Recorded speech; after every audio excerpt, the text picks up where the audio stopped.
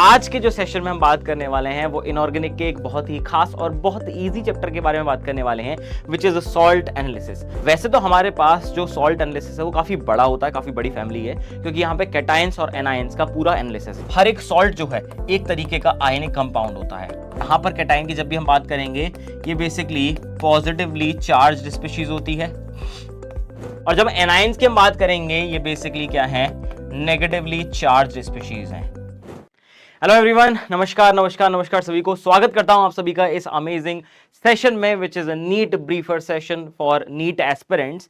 और आज के जो सेशन में हम बात करने वाले हैं वो इनऑर्गेनिक के एक बहुत ही खास और बहुत इजी चैप्टर के बारे में बात करने वाले हैं, विच इज सॉल्ट एनालिसिस। और आप देखोगे डेफिनेटली प्रीवियस ईयर में इतनी ज्यादा चीजें सॉल्ट एनालिसिस से रिलेटेड नहीं थी, बट हाँ कुछ बहुत पोर्शन जो था वो आपका एस ब्लॉक में या फिर पी ब्लॉक में क्वेश्चन की फॉर्म में आता था। ऐसा कोई भी चीज डायरेक्ट नहीं आती थी, बट अब इस बार हमारे पास ये सॉल्ट एनालिसिस वाला पोर्शन जो है जो ऐड हो चुका है, और इसके अंदर काफी सारी रिएक्शंस जो हैं इनऑर्गेनिक की को रिएक्शंस वो कराई जाती हैं। आज के सेशन में भी हम वही चीज बात करेंगे। पहले थोड़ा सा थ्योरी का एनालिसिस करेंगे। वैसे तो हमारे पास जो सॉल्ट एनालिसिस है वो काफी बड़ा होता है, काफी बड़ी फैमिली है, क्योंकि यहाँ पे कैटायंस और एनायंस का पूरा एनालिसिस है। सॉल्ट का मतलब यही है कि आपके पास कैटायन और एनायन दोनों आते हैं बेटा। तो इस चैप्टर के अंदर हमारे पास दो अलग अलग सेपरेट पार्ट आएंगे। First one is the analysis of cations as well as second part which is the analysis of anions. अब अगर आप देखोगे प्रीवियस ईयर में आपको ज्यादा क्वेश्चन देखने को नहीं मिलेंगे, बट क्योंकि इस साल ये इंक्लूडेड है, स्पेसिफिकली दे रखा है सिलेबस के अंदर, तो डेफिनेटली यहां से क्वेश्चन आएंगे। अब कई बार बच्चे बहुत घबरा जाते हैं कि नया चैप्टर आया है, बहुत सारी रिएक्शन है, मतलब क्वेश्चन टफ आने वाले हैं। ऐसा नहीं है, मान के चलना कि यहां से आने वाले क्वेश्चन बहुत ज्यादा ईजी रहेंगे, स्ट्रेट फॉरवर्ड क्वेश्चन पूछे जाएंगे, क्योंकि रिएक्शंस बहुत आसान है यहाँ पे एनालाइज करना। आप सारी चीजें पढ़ चुके हो, आपने केमिकल बॉन्डिंग पढ़ लिया है, आपने पीरियोडिक क्लासिफिकेशन पढ़ लिया है, आपने जो ग्रुप केमिस्ट्री थी आपके पी ब्लॉक की, जो ग्रुप केमिस्ट्री है डी एंड एफ ब्लॉक की है, वो सारी की सारी चीजें पढ़ ली हैं, और कुछ रिएक्शंस आपने कोऑर्डिनेशन कंपाउंड के अंदर भी पढ़ ली हैं। तो मतलब इसका एनालिसिस करना अब आपके लिए बहुत आसान हो जाएगा। यहां से आने वाले क्वेश्चन में फिर से बोल रहा हूं कि बहुत आसान रहेंगे, आप लोगों के लिए करना बहुत आसान है। क्वेश्चन पढ़ोगे सीधे सीधे आंसर आपको मिल जाएगा। यहां पर एक चीज याद रख लेना, इसको हम बोलते हैं क्वालिटेटिव एनालिसिस। क्वालिटेटिव एनालिसिस का मतलब क्या होता है कि आपके पास अगर कोई भी अननोन सॉल्ट है, उसकी क्वालिटी चेक करना कि कौन कौन से कैटायन और कौन कौन से एनायन आपके पास प्रेजेंट है। इसका मेन पर्पस जो होता है वैसे वो प्रैक्टिकल केमिस्ट्री के अंदर बहुत ज्यादा आता है। आप सभी ने अपने 12th के बोर्ड के टाइम पे शायद ये वाले एक्सपेरिमेंट किए होंगे, या फिर आपको मिले भी होंगे प्रैक्टिकल करने के लिए, और वहां से क्वेश्चन वाइवा में पूछे गए होंगे। बस उसी चीज को अब आपके सिलेबस में इंक्लूड कर दिया गया है। तो मतलब मोर और लेस बिल्कुल प्रैक्टिकल केमिस्ट्री का ही एक पार्ट है कि आप जो एक्सपेरिमेंट्स करते हो वहां पे आपके पास एक अननोन सॉल्ट होता है, किसी भी एक पुड़िया में बंद करके आपको दे दिया जाता है, और पूछते हैं कि इसके अंदर कैटायन और एनायन कौन से होंगे। तो आप किस तरीके से उस टेस्ट को परफॉर्म करते हो, कहां से स्टार्ट करते हो, क्या क्या प्रोसीजर रहते हैं, बस ये चैप्टर उसी का समेशन है। तो यहां से समझना बहुत आसान है, बहुत इंटरेस्टिंग चैप्टर रहने वाला है। यहां पर जो हम बात करेंगे, देखो सबसे पहले यहां पे जो आता है वो आता है आपका एनालिसिस ऑफ एनायंस। अलग अलग तरीके के एनायंस के बारे में चर्चा होगी। सेम तरीके से आपके पास आएगा एनालिसिस ऑफ कैटायंस। अगर आपने इन दोनों चीजों को बहुत अच्छे तरीके से समझ लिया, मतलब यहां से आने वाले जितने भी क्वेश्चंस हैं, जितने भी क्वेश्चंस हैं आप आराम से कर सकते हो। इसको बिल्कुल ऐसा मत समझना कि ये बहुत टफ पढ़ने वाला है और हमसे नहीं हो पाएगा। मैं बहुत सारी छोटी छोटी ट्रिक्स आपको बीच बीच में बताता जाऊंगा, ताकि आपके लिए ये वाला पार्ट जो है बहुत आसान हो जाए। मुझे पता है आप काफी सारे बच्चे ऐसे हैं जो वेट कर रहे थे कि सॉल्ट एनालिसिस किसी भी तरीके से हमारा क्लियर हो जाए। आज मैं वही कोशिश करूंगा कि आपको सॉल्ट एनालिसिस की सारी थ्योरी जो है वो आराम से क्लियर कर दूं। ठीक है, आइए स्टार्ट करते हैं सेशन को बिल्कुल धमाकेदार तरीके से, फुल एनर्जी के साथ। अगर मैं बात करूं सबसे पहली चीज इसके अंदर जो आती है वो सॉल्ट एनालिसिस का मीनिंग आता है। देखो मीनिंग समझना तो बड़ा ही आसान है। अगर मैं बात करूंगा इस चैप्टर के मीनिंग की, आप जानते हो ये एक तरीके का क्वालिटेटिव एनालिसिस है। ये एक तरीके का क्वालिटेटिव एनालिसिस है। मतलब क्या है, आपने प्रैक्टिकल्स में दो तरीके के एनालिसिस किए होते हैं हमेशा। एक होता है क्वांटिटेटिव एनालिसिस और एक होता है क्वालिटेटिव एनालिसिस। क्वांटिटेटिव एनालिसिस या उसको बोलते हैं वॉल्यूमेट्रिक एनालिसिस, या फिर उसको बोलते हैं टाइट्रेशंस। उस वाले पार्ट में आप जनरली देखो, आप हमेशा कुछ कैलकुलेशन करते हो। आप किसी एक पर्टिकुलर एसिड को या किसी भी ऑक्सीडाइजिंग एजेंट को किसी बेस के साथ या किसी रिड्यूसिंग एजेंट के साथ आप रिएक्ट कराते हो, और आप देखते हो कि जो भी चीज आपके पास अननोन है उसकी मोलैरिटी क्या होगी, उसकी नॉर्मेलिटी क्या होगी। मतलब वो वाला पार्ट जो है क्वांटिटी से रिलेटेड, इसलिए उसको हम क्या बोलते हैं, क्वांटिटेटिव एनालिसिस। यहां पर क्योंकि नाम ही साफ साफ बता रहा है कि आप क्वालिटेटिव एनालिसिस की बात कर रहे हो, मतलब इसके बारे में क्या है, to detect the presence of cation as well as anion. यहां पर मेन जो डिस्कशन होता है वो होता है कैटायन और एनायन को डिटेक्ट करने का। डेफिनेटली आपके लिए थोड़ा सा टफ पड़ता है, क्योंकि आपको कुछ सेट ऑफ रूल्स होते हैं उनको फॉलो करना पड़ता है। अगर वो फॉलो नहीं करोगे तो आंसर आपका सही नहीं आने वाला है। एक प्रोसीजर है, एक फ्लो है जिसके थ्रू आप ये सारी चीजों को पता करते हो। अब यहां पर क्योंकि हमारे पास सॉल्ट पहले से ही गिवन है, आप जानते हो हर एक सॉल्ट जो है एक तरीके का आयनिक कंपाउंड होता है, एक तरीके का आयनिक कंपाउंड होता है बेटा। इस आयनिक कंपाउंड में जब आप जानते हो तो इसके दो पार्ट होते हैं बेसिकली। यहां पर आपको पता है कि पहला पार्ट जो है वो है आपका कैटायन, और दूसरा पार्ट जो है बेटा वो है आपका एनायन। ये दो चीजों से मिलकर बना होता है। अब कैटायन आपको जानते हो कि यहां पर कैटायन की जब भी हम बात करेंगे, ये बेसिकली पॉजिटिवली चार्ज्ड स्पीशीज होती है। इसका मतलब मेनली यहां पे मेटल के आयंस आ सकते हैं, या फिर अमोनियम आयन जो है वो आ सकता है। और जब एनायंस की हम बात करेंगे, ये बेसिकली क्या है, नेगेटिवली चार्ज स्पीशीज हैं। ये क्या है, नेगेटिवली चार्ज स्पीशीज है, और मोस्टली ये क्या होते हैं, नॉन मेटल के आयंस होते हैं। Chloride, fluoride, bromide, carbonate, sulphide, sulphite, sulphate, ये सारी चीजें इसके अंदर आ जाती हैं। मतलब एनायन का एक पार्ट है ये। क्योंकि आप जानते हो सॉल्ट बनता कैसे है, एसिड और बेस की रिएक्शन से बनता है। तो एसिड के अंदर जो नेगेटिव वाला पार्ट होता है वो एनायन की फॉर्म में आ जाता है, और बेस के अंदर जो पॉजिटिव वाला पार्ट होता है वो कैटायन के अंदर आ जाता है। तो एनालिसिस तो इसका बहुत ज्यादा आसान है। अब जब भी हम बात करेंगे यहां पर सॉल्ट एनालिसिस की, देखो जब भी हम बात करेंगे यहां पर सॉल्ट एनालिसिस की बेटा, बेसिकली आपको याद रखना है एक बहुत इंपॉर्टेंट चीज। आप क्या करोगे, कुछ सेट ऑफ रिएजेंट्स होंगे, कुछ सेट ऑफ रिएजेंट्स होंगे आपके पास, उसको जब भी आप किसी सॉल्ट के साथ रिएक्ट कराओगे, जो कि आपके लिए अभी बिल्कुल अननोन है बेटा, जो कि आपके लिए बिल्कुल अननोन है, इस रिएजेंट के साथ देखो काफी सारी चीजें हो सकती हैं जो इसके अंदर एज अ ऑब्जर्वेशन आपको महसूस होती हैं। या तो यहां पर आपका किसी तरीके का गैस एवोल्यूशन हो जाएगा, या तो आपके पास किसी तरीके का गैस एवोल्यूशन हो जाएगा, या आपके पास किसी भी तरीके का प्रेसिपिटेट फॉर्मेशन हो जाएगा। पीपीटी फॉर्मेशन का मतलब क्या होता है, एक प्रेसिपिटेट फॉर्मेशन हो जाएगा जिसकी सॉल्युबिलिटी बहुत कम होती है। या फिर आप कई बार ऐसा देखोगे कि कोई स्पेशल ऑर्डर भी आपको महसूस होगी, rotting egg smell, rotten fish type की smell, pungent smell, suffocating smell, इस तरीके की आपको अलग अलग तरीके की ऑर्डर देखने को मिलेंगी। या फिर यहां पे आपको कलर चेंज देखने को मिल जाएगा, या फिर यहां पर आपको कलर चेंज देखने को मिल जाएगा। अब इन सारी चीजों की अगर आप बात करें, ये बेसिकली आपकी ऑब्जर्वेशंस हैं। ये सारी ही चीजें बेटा आपकी ऑब्जर्वेशन का एक पार्ट है। इनको हम क्या बोलते हैं, ऑब्जर्वेशन। इन ऑब्जर्वेशन के थ्रू आप पता लगा सकते हो कि कौन सी चीज प्रेजेंट है या कौन सी चीज प्रेजेंट नहीं है। अब यहां पर याद रख लेना, जब भी हम बात करते हैं सॉल्ट एनालिसिस की बेटा, सबसे जरूरी चीज क्या है कि हमारे पास एक तो होता है प्रिलिमिनरी टेस्ट, एक होता है हमारे पास प्रिलिमिनरी टेस्ट, प्रीलिम टेस्ट बोलते हैं इसको, जिससे पता चलता है कि may be this ion is present. कुछ चीजें जो ऑब्जर्वेशन यहां से मिलती है वो बताएगी कि मे बी हमारे पास वो आयन प्रेजेंट हो सकता है। और दूसरी चीज जो इसके अंदर आती है वो आती है कंफर्मेटरी टेस्ट। दूसरी क्या आती है बेटा आपके पास, कंफर्मेटरी टेस्ट आती है। सबसे ज्यादा इंपॉर्टेंट कौन सा है, डेफिनेटली कंफर्मेटरी टेस्ट है। कुछ कुछ स्पेसिफिक टेस्ट है जिनसे क्वेश्चन कई बार आ चुके हैं। अब क्योंकि जेई के पॉइंट ऑफ व्यू से मैं बताऊं, जेई में कई बार ये पूछा जा चुका है, क्योंकि उसके सिलेबस में हमेशा से इंक्लूडेड था, और मेनली जो एडवांस का पेपर होता है वहां पे इंक्लूडेड था। बट क्योंकि नीट के पेपर में भी हमारे पास कुछ चीजें अब आ गई हैं इसके अंदर, तो डेफिनेटली क्वेश्चन तो पूछे जाएंगे। और आपने काफी सारी चीजें पहले से पढ़ी होती हैं चैप्टर के अंदर, आज उनको देखेंगे कि किस तरीके से हम एनालाइज करते हैं। मैं छोटी छोटी आपको ट्रिक्स भी बताऊंगा जो आपकी शायद हेल्प कर सकें कि प्रिलिमिनरी टेस्ट को कैसे आइडेंटिफाई करते हैं, कंफर्मेटरी टेस्ट को कैसे आइडेंटिफाई करते हैं। याद रख लेना सबसे जरूरी चीज क्या है यहां पर, कॉन्सेप्ट ऑफ सॉल्युबिलिटी।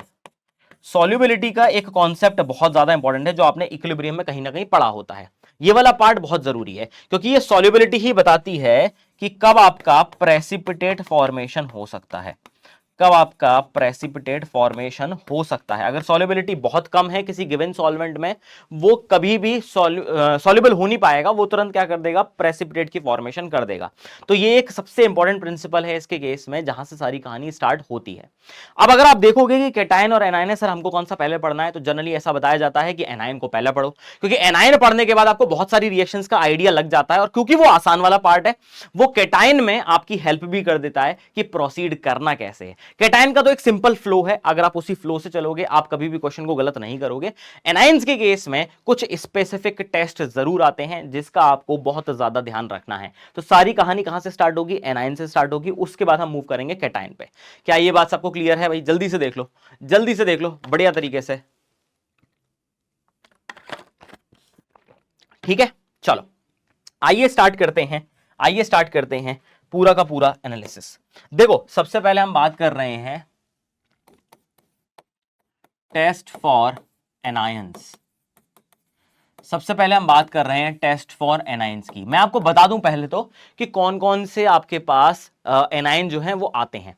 आप अगर देखोगे टेस्ट ऑफ एनायन की बात करेंगे, सबसे पहले हमारे पास आएगा ग्रुप ए के एनायन। सबसे पहले हमारे पास क्या आएगा? ग्रुप ए के एनायन। यहां पे क्या आता है, याद करने का तरीका और भी आसान है। क्या है बेटा? Can't sure success. बिल्कुल हमें पता है, तो गुरु मंत्र है कि सक्सेस की कोई गारंटी नहीं है। देखो आप मेहनत करोगे डेफिनेटली सक्सेस आपके हाथ लगेगी, बट उसकी कोई गारंटी नहीं है कि नहीं? आपको बहुत ज्यादा फोकस रखना पड़ेगा, और आप करते भी आ रहे हो, ये सारी चीजें आप करते आ रहे हो नीट के एग्जाम के लिए।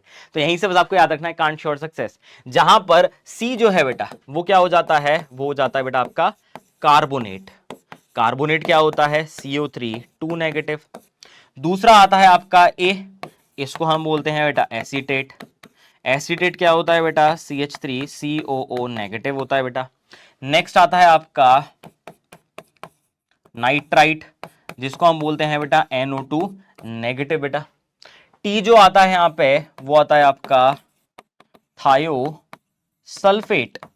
ये क्या हो जाता है बेटा? S2O3 2 negative. डन है?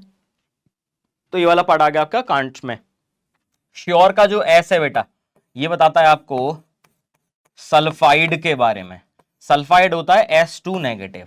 और सक्सेस का जो एस है बेटा वो आपको बताता है किसके बारे में? सल्फाइड के बारे में, विच इज SO3 2 नेगेटिव। तो ये तो टोटल आपके पहले ग्रुप के अंदर आते हैं। अब ग्रुप का ए का मतलब क्या है सर? ये तो हमको अभी तक समझ में ही नहीं आया। आपने बता तो दिया ट्रिक कैसे याद करनी है, बीच बीच में ट्रिक बताता जाऊंगा मैं। यही याद रखना है आपको कि पेपर में आपका समय भी कम जाया हो और आप आसानी से क्वेश्चन को आंसर कर सको। देखो ग्रुप ए का मतलब क्या है? ग्रुप ए का मतलब क्या है? बड़ा सीधा सा मतलब है बेटा कि अगर मैं कोई भी अननोन सॉल्ट को लूंगा, कोई भी अननोन सॉल्ट को लूंगा और उसको किसी डाइल्यूट एसिड के अंदर डालूंगा।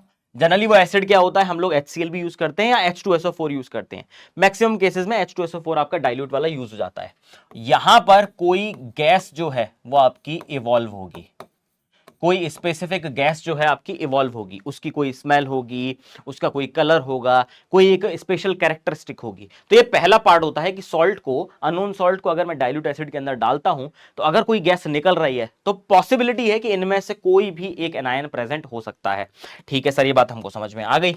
ऐसे ही बेटा आपके पास नेक्स्ट पार्ट आता है जिसको हम बोलते हैं ग्रुप बी बेटा। ग्रुप बी का मतलब क्या है कि यहां पे सॉल्ट ले रहा हूं बट अब की बार मुझे कॉन्सेंट्रेटेड एसिड लेना पड़ेगा।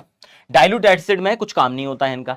कॉन्सेंट्रेटेड एसिड लेने के बाद अगर आपका गैस इवोल्यूशन होता है, अगर आपका गैस इवोल्यूशन होता है बेटा, तो मैं बोल सकता हूं डेफिनेटली वो कैटेगरी ग्रुप बी के अंदर जाएगी।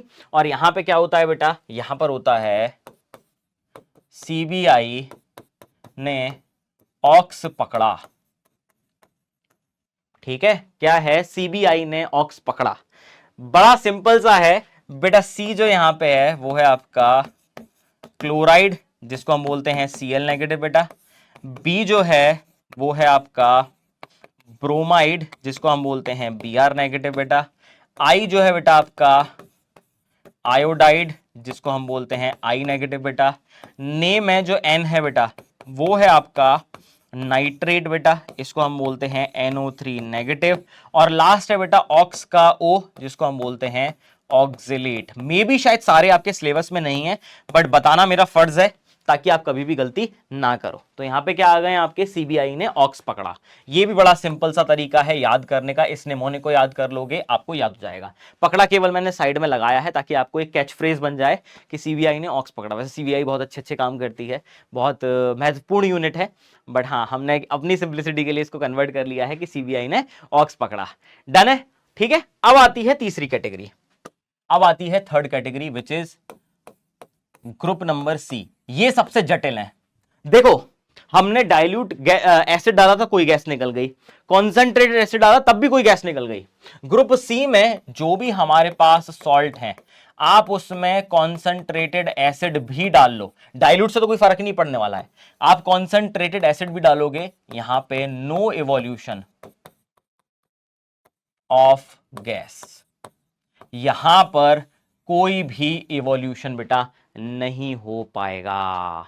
देख लो बेटा, जल्दी से देखो, यहां पर कोई भी इवोल्यूशन नहीं हो, तो डाइल्यूट से तो होगा ही नहीं, क्योंकि डाइल्यूट तो इनके केस में नहीं था, ये इनसे भी आगे हैं। और ये वाला पार्ट जो है, ये स्पेसिफिक एनायंस होते हैं काफी। ये क्या होते हैं बेटा? काफी ज्यादा आपके स्पेसिफिक एनायंस होते हैं। देख लो भाई, अब इसको कैसे याद करेंगे? देखो, इसको भी याद करने का तरीका बड़ा आसान है। आप जानते हो ना बीएसएफ, मैंने क्या बोला है? BSF police. BSF police border security force होती है वैसे तो, बट यहां पे हमारी सहूलियत के लिए बीएसएफ कुछ अलग ही है। बी मतलब बोरेट हो गया बेटा, बी मतलब बोरेट, BO3 3 नेगेटिव हो गया बेटा। एस मतलब सल्फेट हो गया बेटा, ये क्या हो गया? सल्फेट, मतलब SO4 3 नेगेटिव हो गया बेटा। एफ जो है बेटा आपका, वो है फ्लोराइड, जो कि है F नेगेटिव। और P जो है बेटा, वो है आपका phosphate, which is PO4 3 negative. तो देख लो, इससे इजी कोई ट्रिक हो नहीं सकती आपको समझाने के लिए। इसको याद रख लेना, इसका स्क्रीनशॉट भी आप लोग ले सकते हो बड़े आसान तरीके से। और पसंद आ जाए तो जरूर लाइक कर देना, आपको समझ में आ जाएगा, मुझे भी पता चल जाएगा कि हाँ, आपको ये ट्रिक समझ में आ गई है। ये सबसे आसान तरीका है। सारे एनायन जितने पॉसिबल है, मैंने सारे के सारे इंक्लूड कर लिए हैं इसके अंदर। देख लो भाई, हमारे सिलेबस में शायद इतने होंगे भी नहीं, हमारे सिलेबस में इतने होंगे भी नहीं। ठीक है, एक बार मैं सिलेबस में देख ही लेता हूं, चलो लगे हाथों मैं सिलेबस में देख ही लेता हूं।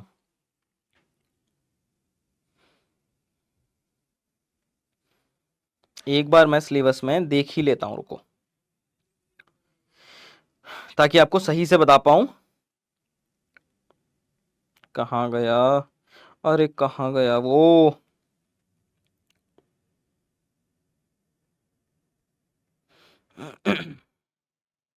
कहीं तो था सिलेबस में।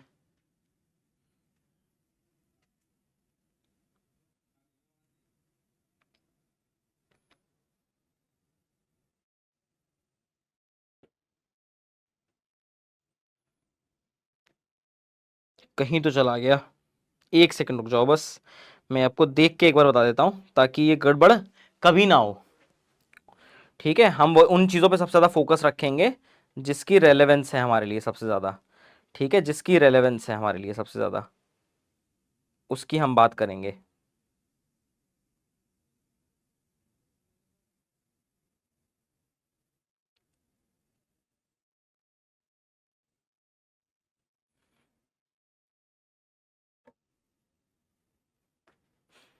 अगर किसी के पास है ना, तो ऐड कर देना, मुझे भी पता चल जाएगा, ताकि मैं आपको बता पाऊँ। वैसे मुझे मिल गया है, वैसे मुझे मिल गया है बेटा, बढ़िया तरीके से मुझे मिल चुका है। अरे मिल गया, अरे बिल्कुल मिल गया है। देखो भाई, हमारे पास कौन कौन से हैं, मैं उनको मार्क कर रहा हूं, आप देख लेना। देखो, हमारे पास कार्बोनेट है, ठीक है, हमारे पास कार्बोनेट है, हमारे पास सल्फाइड भी है बेटा, हमारे पास सल्फाइड भी है, हमारे पास सल्फेट भी है, सल्फेट भी है बेटा हमारे पास। ठीक है, हमारे पास नाइट्रेट भी है, नाइट्रेट भी हमारे पास है बेटा। ठीक है, हमारे पास नाइट्राइड भी है, हमारे पास नाइट्राइड भी है बेटा। हमारे पास क्लोराइड, ब्रोमाइड, आयोडाइड सब कुछ है हमारे पास। क्लोराइड, ब्रोमाइड और आयोडाइड, ये सब कुछ है। अब टोटल काउंट करें, 1 2 3 4 5 6 7 8, हमारे पास टोटल 8 हैं। 1 2 3 4 5 6 7 8, हाँ बिल्कुल, ये 8 हैं हमारे पास जो सिलेबस के अंदर इंक्लूड हो रखे हैं। हमारे पास 8 हैं जो इस सिलेबस के अंदर इंक्लूड हो रखे हैं। अब एक एक करके समझेंगे कि इनकी रिएक्शंस हम परफॉर्म कैसे करेंगे। साथ में मैं आपको थोड़ी एडिशनल चीजें भी बताऊंगा, ताकि आपके लिए सारा का सारा पार्ट आसान हो जाए। पहले इसको देख लो भाई, इसको देख लो फटाफट से, जल्दी जल्दी देख लो बिना देरी किए।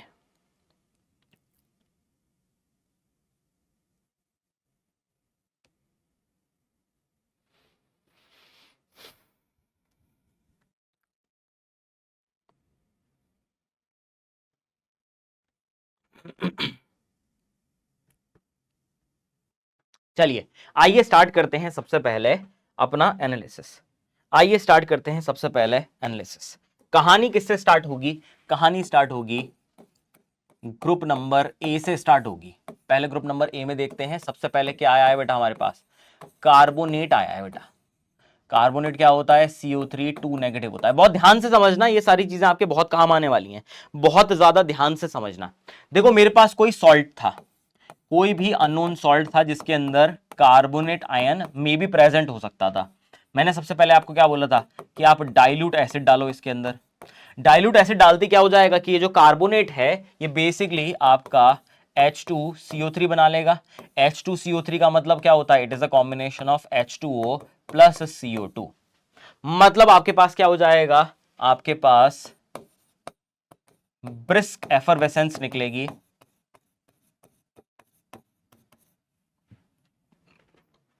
बुलबुले निकालते हुए गैस निकलेगी। जैसे आप कभी भी कोल्ड ड्रिंक को ओपन करते हो, बुलबुलों के साथ एक गैस निकलती है जो कि कलरलेस होती है, जो कि कलरलेस होती है, जो कि ऑर्डरलेस होती है, जो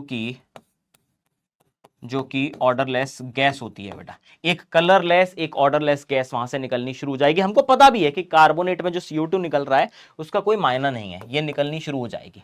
अब सपोज समहाउ इस पार्ट को जो CO2 निकल रहा है बेटा, इसको अगर मैं लाइम वाटर के अंदर डाल दूं, ये बड़ा ही कॉमन सा टेस्ट है। लाइम वाटर मतलब CaOH ट्वाइस के अंदर अगर मैं डाल दूं तो क्या हो जाएगा? It actually turns milky. ये हम बचपन में करते थे ना, टर्न्स मिल्की। ये तुरंत क्या हो जाएगा? इसमें व्हाइट कलर की एक टर्बिडिटी आनी शुरू हो जाएगी, क्योंकि यहां पे फॉर्मेशन हो जाती है CaCO3 की फॉर्मेशन शुरू हो जाती है। ठीक है, इट इमीडिएटली टर्न्स मिल्की। अब अगर इसमें मैं क्या डाल दूं? Excess of CO2 along with H2O। पानी तो पड़ा ही हुआ था, उसमें मैं एक्सेस ऑफ CO2 जो निकलती जा रही है उसको डालता जाऊं, तो क्या हो जाएगा? आपका मिल्कीनेस डिसअपियर। क्या हो जाएगा बेटा? आपकी मिल्कीनेस तुरंत वहां से डिसअपियर हो जाएगी, क्योंकि ये कन्वर्ट हो जाता है CaHCO3 होल ट्वाइस में। इसकी सॉल्युबिलिटी ज्यादा है, इसकी सॉल्युबिलिटी कम है, तो डेफिनेटली ऐसा आपको देखने को मिल जाता है। तो एक ये टेस्ट है जो हम बचपन में किया करते थे मैक्सिमम टाइम। ये एक सिंपल सा टेस्ट है जो बताया जाता है, जो हम किया करते थे बचपन में। देखो भाई, फटाफट से देख लो, फटाफट से देख लो। अरे बोलो भाई, जल्दी बोलो।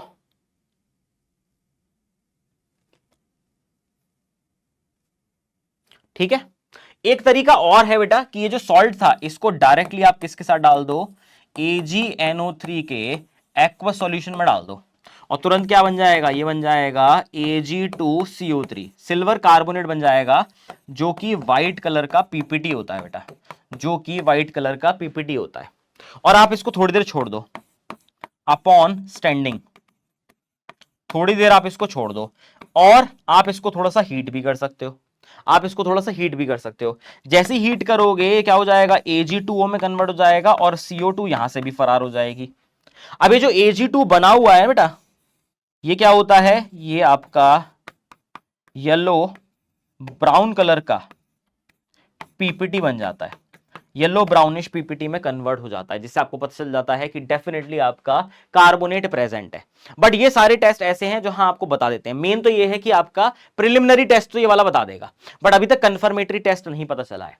अब आप देखो, कार्बोनेट के अंदर CO3 2 नेगेटिव के अंदर अगर मैं कार्बन की बात करूं तो ये 4+ ऑक्सीडेशन स्टेट में है। मतलब कार्बन यहां पर अपनी मैक्सिमम ऑक्सीडेशन स्टेट में है, मैक्सिमम ऑक्सीडेशन स्टेट में है। ये फर्दर ऑक्सीडाइज नहीं हो सकता है। ये बात आपको बस याद रखनी है, ये बात आपको याद रखनी है। तो इस सॉल्यूशन में से जो भी CO2 निकली है, या जो भी कार्बोनेट में ले रहा हूं, जो भी कार्बोनेट ले रहा हूं, या जो भी CO2 यहां से रिलीज हुई है, अगर उसको मैं KMnO4 के साथ रिएक्ट कराता हूं एसिडिक मीडियम में बेटा, ये मेन टेस्ट है, याद रख लेना, ये मेन टेस्ट है बेटा। अगर इसको मैं जो भी या तो CO2 रिलीज हुई है या डायरेक्टली सॉल्ट से जो आया था, इसको मैं KMnO4 के साथ रिएक्ट करवाऊंगा तो बेटा यहां पे नो रिएक्शन, कोई रिएक्शन हो ही नहीं पाएगी। क्यों नहीं हो पाएगी? क्योंकि ये कार्बोनेट में जो कार्बन है या CO2 में जो कार्बन है वो पहले से अपनी मैक्सिमम ऑक्सीडेशन स्टेट में प्रेजेंट है, मतलब वो फर्दर ऑक्सीडाइज नहीं हो सकता। और मुझे पता है कि KMnO4 एक बहुत अच्छा ऑक्सीडाइजिंग एजेंट है बेटा, तो कोई रिएक्शन नहीं हो पाएगी। मतलब क्या है कि यहां पे KMnO4 का जो पिंक कलर था वो क्या हो जाएगा? Pink colour remains as it is, इसमें कोई भी चेंज नहीं आएगा, बिल्कुल भी चेंज नहीं आएगा। और सेम तरीके से बेटा, सेम तरीके से अगर मैं या तो मेरे पास ये सॉल्ट का कार्बोनेट है या CO2 जो भी रिलीज हुई है, इसको मैं रिएक्ट कराऊं K2Cr2O7 के साथ, किस मीडियम में बेटा? फिर से मैं ले रहा हूं एसिडिक मीडियम। मुझे फिर पता है कि ये K2Cr2O7 एक बहुत अच्छा ऑक्सीडाइजिंग एजेंट है बेटा, ये एक बहुत अच्छा ऑक्सीडाइजिंग एजेंट है। बट क्यों? ये अपनी मैक्सिमम ऑक्सीडेशन स्टेट में है, इसका कोई भी ऑक्सीडेशन नहीं हो पाएगा।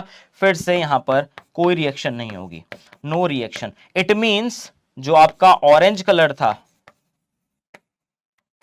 Colour of solution remains as it is. क्या ये बात क्लियर है? ऑरेंज कलर इसका ऐसे ही रहता है, इसमें कोई चेंज नहीं आता। ये दोनों टेस्ट बहुत ज्यादा इंपॉर्टेंट है, याद रख लेना। और ये बताते हैं कि हमारे पास कार्बोनेट डेफिनेटली प्रेजेंट होगा, क्योंकि ऐसे टेस्ट सल्फाइट भी देता है, बस सल्फाइट इन दोनों टेस्ट को भी दे देता है, तो डिफरेंशिएट हो जाता है। बाकी सारी चीजें सल्फाइट में एज इट इज सेम रहती हैं, पता है, मिल्कीनेस वहां पे भी आती है, डिसअपियर भी हो जाती है, सब कुछ एज इट इज रहता है। बट ये दोनों टेस्ट कंफर्म कर देते हैं कि वो सल्फाइट है और ये कार्बोनेट है, क्योंकि कार्बोनेट में कोई रिएक्शन नहीं होगी। देख लो भाई फटाफट से, जल्दी से देख लो।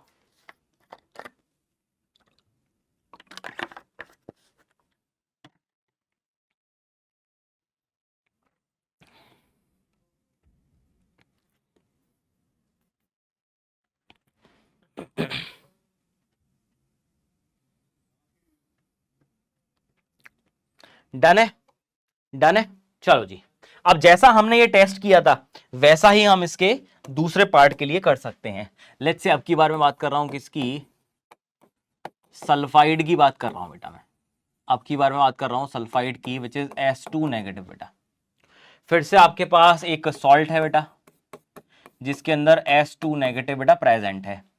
इसके अंदर मैंने डाइल्यूट H2SO4 डाल दिया। यहां से एक colourless रॉटन egg like smell gas release होगी, एक कलरलेस गैस रिलीज होगी बेटा, एक कलरलेस गैस रिलीज होगी जिसकी रॉटन एग लाइक स्मेल होती है, बहुत गंदी स्मेल होती है बेटा। और वो गैस कौन सी होती है? वो होती है बेटा H2S। ये सबसे इंपॉर्टेंट पार्ट है बेटा, H2S यहां पे रिलीज हो जाती है। अब यहां पे H2S में अगर मैं आपसे पूछूं तो सल्फर अपनी -2 स्टेट में है, मतलब मिनिमम ऑक्सीडेशन स्टेट में है। तो अच्छी चीज क्या है यहां पे कि सर इसके टेस्ट करना तो हमारे लिए अब आसान हो गया है कि अगर मेरे पास या तो S2 नेगेटिव है सॉल्ट से या मेरे पास H2S है और इसकी रिएक्शन में करा रहा हूं अगर KMnO4 के साथ एसिडिक मीडियम में, तो क्योंकि यहां पे ये -2 में है ये ऑक्सीडाइज हो सकता है, यहां पे आपका सल्फर बन जाएगा, Mn जो है +2 स्टेट में आ जाएगा और जो रहा बचा बेटा पानी। मैं केवल आयनिक फॉर्म लिख रहा हूं, बस ये रिएक्शन हो सकती है, मैं ये बता रहा हूं आपको। ये -2 से 0 में आ जाता है और ये +7 से बेटा +2 में आता है एसिडिक मीडियम में, तो आपको पता ही है। अब क्योंकि ये पिंक सोल्यूशन था टर्न्स कलरलेस, हमको पता चल जाता है अगर ये कलरलेस हो गया इसका मतलब ये रिएक्शन हुई है, डेफिनेटली हुई है। और सेम तरीके से अगर मैं फिर से S2 नेगेटिव या H2S जो भी रिलीज हुई है बेटा उसकी रिएक्शन K2Cr2O7 के साथ कराता हूं एसिडिक मीडियम में, ये रिएक्शन फिर से हो जाएगी और यहां पे फिर से सल्फर बन जाएगा और Cr3 पॉजिटिव बनेगा और जो रहा बचा वो होगा पानी बेटा, जो रहा बचा वो होगा पानी। आप देखो इस केस में क्योंकि ये ऑरेंज कलर का था ये लाइट ग्रीन कलर का हो जाता है, ये लाइट ग्रीन कलर का कन्वर्ट हो जाता है। तो मतलब क्या बोल सकता हूं? Orange solution turns light green, वो लाइट ग्रीन कलर में बेटा कन्वर्ट हो जाएगा, जिससे मैं पता लगा सकता हूं कि हाँ डेफिनेटली ये पार्ट इसके अंदर प्रेजेंट है, क्योंकि यहां पे K2Cr27 और K1O4 दोनों ऑक्सीडाइजिंग एजेंट हैं और सल्फर को -2 से सल्फर में कन्वर्ट करने का काम किया है, मतलब ऑक्सीडेशन यहां पे कर दिया और खुद रिड्यूस हो गए हैं, और रिड्यूस हो रहे हैं इनका मतलब कलर चेंज हो रहा है, तो ये रिएक्शन पॉसिबल है। तो पिछली वाली रिएक्शन से आप इसको बहुत इजीली डिफरेंशिएट कर सकते हो यहां पर, इसलिए हम इसको बोलते हैं कि H2S जो है वो रिड्यूसिंग होती है नेचर में, वो दूसरों को रिड्यूस कर सकती है और खुद ऑक्सीडाइज हो सकती है। ये क्या है बेटा, रिड्यूसिंग इन नेचर। मैं साफ बोल सकता हूं इसके बारे में, this is reducing in nature, in nature, क्योंकि खुद ऑक्सीडाइज हो सकती है। तो पिछली CO2 के बारे में मैं क्या कह सकता हूं कि क्या भैया ये रिड्यूसिंग होगी, नहीं, ये नॉन रिड्यूसिंग इन नेचर। ये क्या हो जाएगी बेटा, नॉन रिड्यूसिंग इन नेचर हो जाएगी। आई होप ये पार्ट आपको अच्छे तरीके से समझ में आ गया होगा। देख लो भाई, देख लो फटाफट से, जल्दी जल्दी देख लो।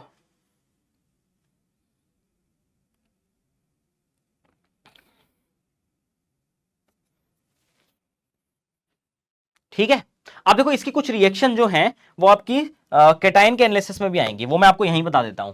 जैसे ये H2S जो है ना, बहुत अच्छा एजेंट है एक, इसकी अगर मैं रिएक्शन कराता हूं बेटा, सबसे पहले सपोज करो कैडमियम 2 पॉजिटिव के एक्वस सॉल्यूशन में, जनरली इसको लेते हैं हम लोग CdCH3COO whole twice, cadmium acetate लेते हैं बेसिकली, मतलब कैडमियम 2 पॉजिटिव का एक्वस सॉल्यूशन चाहिए, ये कन्वर्ट हो जाएगा CdS में बेटा, और ये क्या होता है बेटा, ये येलो PPT होता है, येलो कलर का PPT होता है बेटा ये, तो यहां से कंफर्म कर सकते हैं। दूसरा तरीका क्या है, अरे भाई इसको आप पास कर दो Ag पॉजिटिव के सॉल्यूशन में, मतलब फिर से मैं ले लूं Ag, लेट्स से CH3COO, ठीक है, सिल्वर एसीटेट ले लिया, यहां पे क्या हो जाएगा बेटा, ये बना लेगा Ag2S, और ये क्या होता है बेटा, ये होता है ब्लैक कलर का PPT होता है बेटा, ये होता है ब्लैक कलर का PPT। एक और रिएक्शन इसकी होती है, बड़ी अच्छी आती है बेटा, क्या आती है कि अगर इसको मैंने रिएक्ट करवाया है Pb2 पॉजिटिव के एक्वस सॉल्यूशन में, या फिर PbCH3COO whole twice, lead acetate के साथ रिएक्ट करवाया बेटा, सबसे पहले ये बनाएगा PbS, ये सारी रिएक्शन आपकी कैटायन एनालिसिस में भी फिर से आती हैं, यहां पर आप देखोगे ये क्या बन जाएगा बेटा, ये हो जाएगा आपका ब्लैक PPT, ये हो जाएगा ब्लैक PPT। और अब जो रिएक्शन बताने वाला हूं ना वो बहुत इंपॉर्टेंट है, एक ही रिएजेंट है जो ये काम करता है सल्फाइड को सीधा सल्फेट में कन्वर्ट करने का। H2O2 को अगर मैं ले लूं, H2O2 भी आपको पता है ऑक्सीडाइजिंग रिड्यूसिंग एजेंट दोनों का काम करता है, यहां पर ये काम करेगा एक ऑक्सीडाइजिंग एजेंट का, क्योंकि सल्फर जो है अपनी मिनिमम ऑक्सीडेशन स्टेट में प्रेजेंट है बेटा, ये तुरंत कन्वर्ट हो जाएगा PbSO4 में, जो कि व्हाइट कलर का होता है, व्हाइट PPT बन जाता है, और इससे आप पता लगा सकते हो कि आपके पास सल्फाइड प्रेजेंट था। डन है,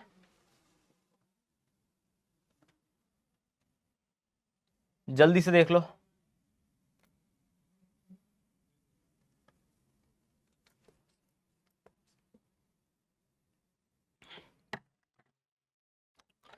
चलो जी, ये क्लियर हो गया।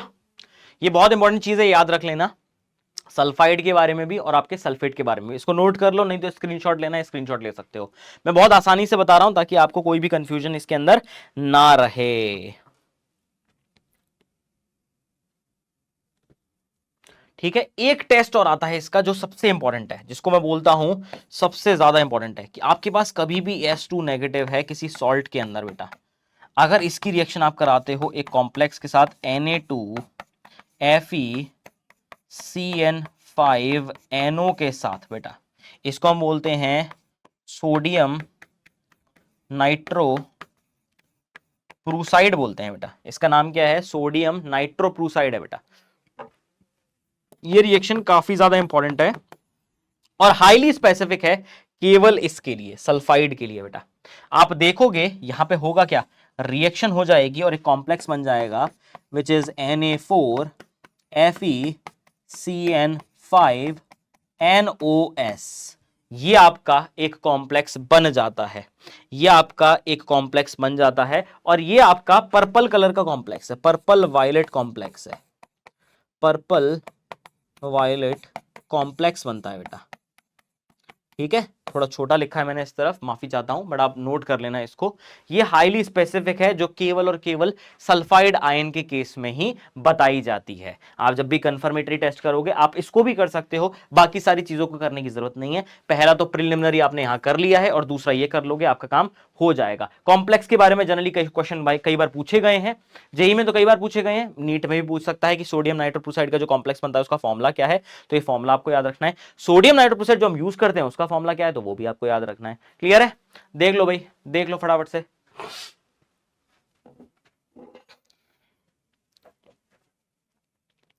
जल्दी से देख लो।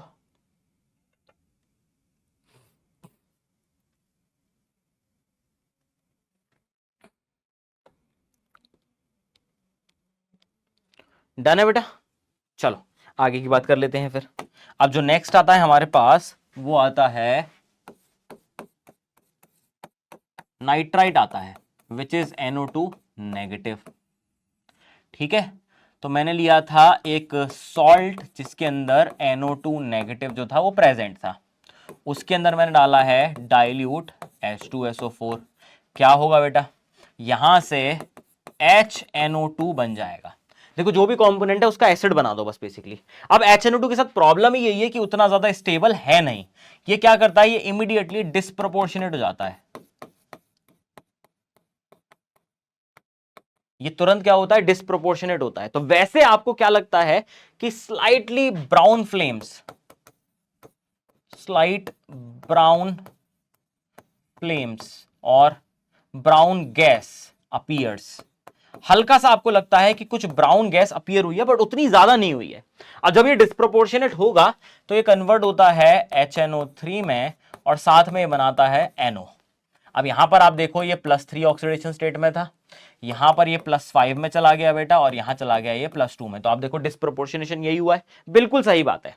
अब जब ये NO बनी थी, ये एटमॉस्फेरिक ऑक्सीजन के कांटेक्ट में जब आएगी तभी क्या हो जाएगी, ये तुरंत कन्वर्ट हो जाएगी NO2 में।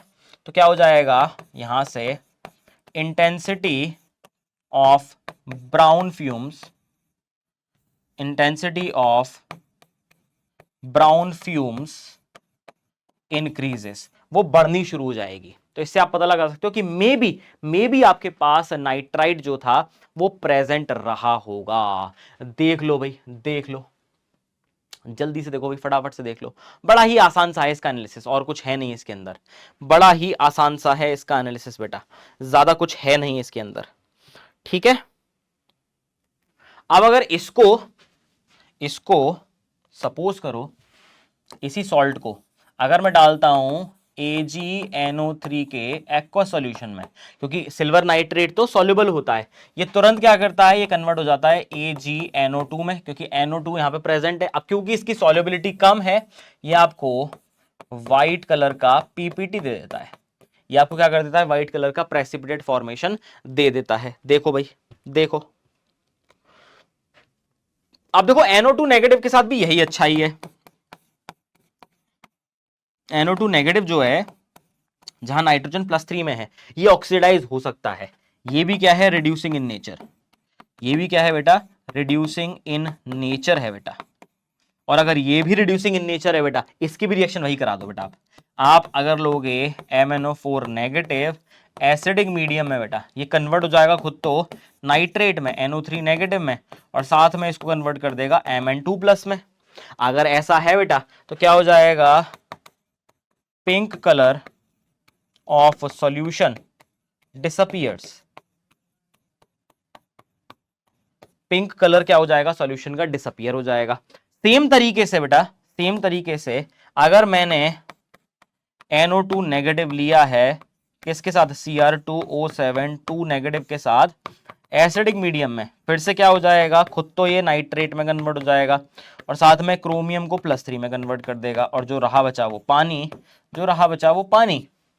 यहां पे क्या हो जाएगा, orange colour of solution turns light blue, sorry light green. वो क्या हो जाएगा बेटा, लाइट ग्रीन कलर में कन्वर्ट हो जाएगा, क्योंकि क्रोमियम 3+ जो होता है वो थोड़ा सा ग्रीन कलर का होता है। देख लो भाई, सारी रिएक्शंस आपस में इंटरलिंक्ड है, मैं वही बताने की कोशिश आपको कर रहा हूं। देखो भाई, ठीक है। एक रिएक्शन और कराई जाती है इसके केस में कि अगर सपोज करो कि मेरे पास NO2 नेगेटिव है किसी सॉल्ट से, उसकी अगर मैं KI के साथ रिएक्शन कराता हूं एक्वा सॉल्यूशन में, ठीक है, तो क्या हो जाएगा, ये आपका I नेगेटिव जो है वो है आपका, I नेगेटिव खुद तो कन्वर्ट हो जाएगा I2 में, I नेगेटिव खुद कन्वर्ट हो जाएगा बेटा I2 में, मतलब खुद ऑक्सीडाइज हो गया। नाइट्राइट को ये रिड्यूस कर देगा, ये रिड्यूस कर देगा बेटा। ये वाला पार्ट जो है I2 जैसी बनाए, इसको आप स्टार्च सॉल्यूशन के अंदर डाल दो। आप जैसी स्टार्च सॉल्यूशन के अंदर डालोगे वो तुरंत क्या हो जाएगा, ब्लू कलर डिस्चार्ज कर देगा, वो ब्लू कलर आपका डिस्चार्ज कर देगा बेटा। ये भी हाईली स्पेसिफिक रिएक्शन है और काफी इंपॉर्टेंट रिएक्शन है, इससे भी आप पता लगा सकते हो, इससे भी आप पता लगा सकते हो। देखो भाई, देखो, डन है, डन है।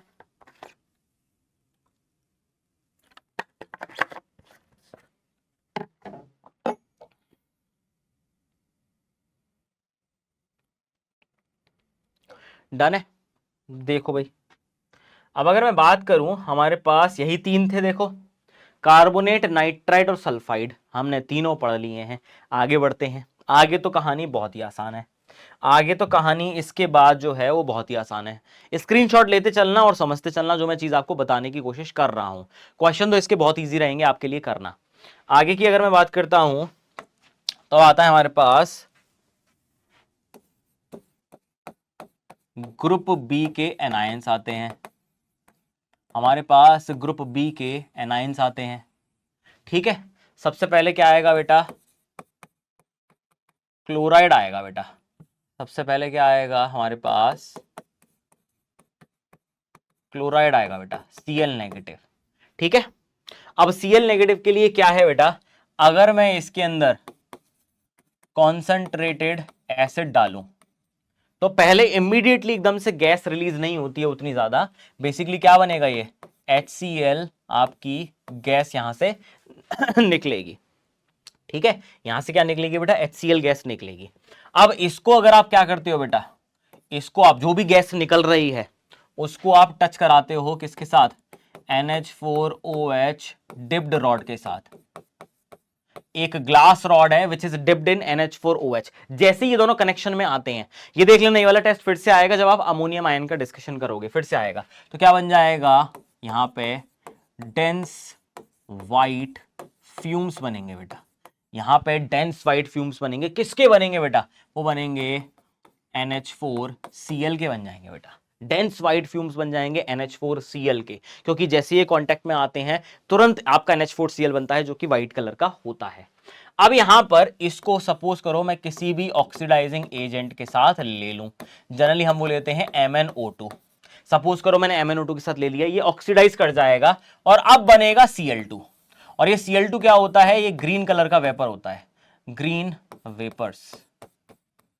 यहां पे क्या बनती है बेटा, ग्रीन कलर की वेपर्स बन जाती हैं। इससे आप आइडिया लगा सकते हो कि रिएक्शन आगे बढ़ी है और यहां पे कॉन्सेंट्रेटेड एसिड के बाद आगे चल के आपकी वेपर बननी शुरू हुई है। देखो भाई, फटाफट से देख लो,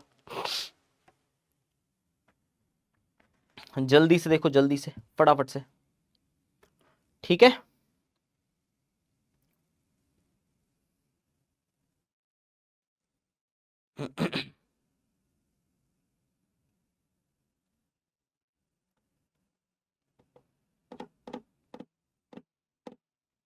ठीक है, आप देखो इसके लिए अब हम टेस्ट कैसे परफॉर्म करेंगे, बहुत ध्यान से समझना, बहुत ध्यान से समझना। पहला पार्ट जो आता है, पहला पार्ट जो आता है बेटा, ये जो क्लोराइड आयन आपके पास था, ये जो क्लोराइड आयन आपके पास था, क्योंकि ये टेस्ट आपका काफी जगह आएगा, ये क्लोराइड आयन जो आपके पास था बेटा, इसको आपने डाल दिया AgNO3 के एक्वस सॉल्यूशन में, तुरंत क्या हो जाएगा बेटा, AgCl का व्हाइट पीपीटी बन जाएगा, व्हाइट पीपीटी ऑफ AgCl बन जाएगा। ये आप कई बार पढ़ चुके हो AgCl का। बस इसके साथ क्या है कि आप इसको डाइल्यूट अमोनिया सॉल्यूशन के अंदर जब डालोगे तो ये सॉल्युबल हो जाएगा, ये सॉल्युबल हो जाएगा बेटा, और ये क्या बना लेता है, कॉम्प्लेक्स बना लेता है AgNH3 होल ट्वाइस Cl। ये होता है सॉल्युबल बेटा, ये होता है सॉल्युबल। या फिर आप क्या कर सकते हो, इसको आप PbCH3COO होल ट्वाइस के एक्वा सॉल्यूशन में डाल सकते हो। ठीक है, इसको आप PbCH3COO के एक्वा सॉल्यूशन में डाल सकते हो, मतलब Pb2 पॉजिटिव के अंदर डालते हो। ये क्या बनेगा बेटा, ये बना देगा PbCl2। ये फिर से आएगा टेस्ट, मैं फिर से बता रहा हूं, ये आएगा आपके कैटायन के एनालिसिस में। और ये क्या होता है बेटा, व्हाइट कलर का पीपीटी होता है, ये होता है व्हाइट कलर का पीपीटी बेटा। सबसे पहली बात, अच्छी चीज क्या है कि इसको अगर आप डालोगे हॉट वाटर में, इसको आप डालोगे हॉट वाटर में तो ये हो जाएगा सॉल्युबल। और अगर आप इसको कोल्ड वाटर में डालोगे, पानी को ठंडा डालोगे, तो ये फिर से पीपीटी दोबारा कन्वर्ट हो जाएगा। ये है पार्ट आपका किसका, Cl नेगेटिव आयन का। ये है पार्ट आपका Cl नेगेटिव आयन का। देखो भाई, ठीक है। अब देखो, इसका एक हाईली स्पेसिफिक टेस्ट है जिसको हम क्या बोलते हैं, क्रोमिल क्लोराइड टेस्ट बोलते हैं बेटा। हाईली स्पेसिफिक टेस्ट है इसका, डी ब्लॉक में भी आता है और काफी इंपॉर्टेंट भी है बेटा। Chromyl chloride test highly specific है, जैसे नाइट्रोप्रोसाइड टेस्ट था, ऐसी क्रोमिल क्लोराइड टेस्ट है। बेसिकली होता क्या है कि हम लेते हैं K2Cr2O7 को लेते हैं, आपका जो भी Cl नेगेटिव का सॉल्ट है उसके साथ एसिड के अंदर। तो हमने एसिड लिया है, क्लोराइड जो कि सॉल्ट था हमारा उसको लिया है बेटा, और K2Cr2O7 को लिया है। जैसे ही आपस में रिएक्ट करते हैं बेटा, क्या हो जाता है आपका, reddish brown fumes of chromyl chloride appears. Immediately क्या होता है बेटा, आपकी क्रोमिल क्लोराइड की रेडिश ब्राउन जो वेपर्स होती हैं वो निकलनी शुरू हो जाती है, और वो क्या होता है CrO2Cl2। इसको हम बोलते हैं क्रोमिल क्लोराइड। ये क्वेश्चन भी पूछा जा चुका है कि क्रोमिल क्लोराइड का फॉर्मूला क्या होता है और क्रोमियम की ऑक्सीडेशन स्टेट क्या होती है। आप निकाल के देख लेना, +6 ही आएगी, +6 ही आएगी। चलो, ये तो हमारी बात हो गई कि हमने क्रोमिल क्लोराइड को लिया है, ये सारी रिएक्शन हो गई है, ब्ला ब्ला ब्ला। अब बेसिकली ये जो गैस निकली है, इसको अगर मैं बेस से पास करूंगा, मैंने बेस ले रखा है, इससे पास करूंगा, तुरंत क्या हो जाएगा, ये बन जाएगा Na2CrO4 बन जाएगा। और ये क्या होता है बेटा, येलो कलर का सॉल्यूशन होता है। ये क्या होता है बेटा, येलो सॉल्यूशन होता है। अब क्योंकि Cl था तो वो Na के साथ मिलके NaCl आपका अलग हो जाएगा, NaCl अलग हो गया और बाकी आपका Na2CrO4 बन गया, जो कि येलो कलर का सॉल्यूशन है। अब इसके अंदर अगर आप by any chance Pb2 positive का एक्वा सॉल्यूशन ले लेते हो, जो कि क्या बताया था मैंने, PbCH3COO whole twice, mostly acetate हमेशा सॉल्युबल होते हैं, ये बताया था। इसको आप जैसे लोगे, ये तुरंत बन जाएगा PbCrO4। ये Pb में फिर से आएगा, कैटायन में फिर से आएगा, और ये होता है येलो कलर का PPT। ये होता है बेटा येलो कलर का प्रेसिपिटेट। ये बन जाएगा आपका, देख लो भाई, देख लो फटाफट से। डन है क्या, ये डन है। इसको हम बोलते हैं क्रोमिल क्लोराइड टेस्ट।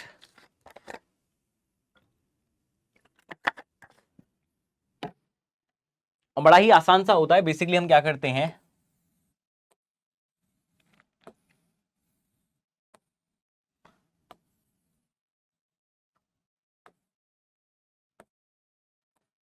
एक एच शेप की हमारे पास ट्यूब होती है बेटा, एक एच शेप की ट्यूब होती है।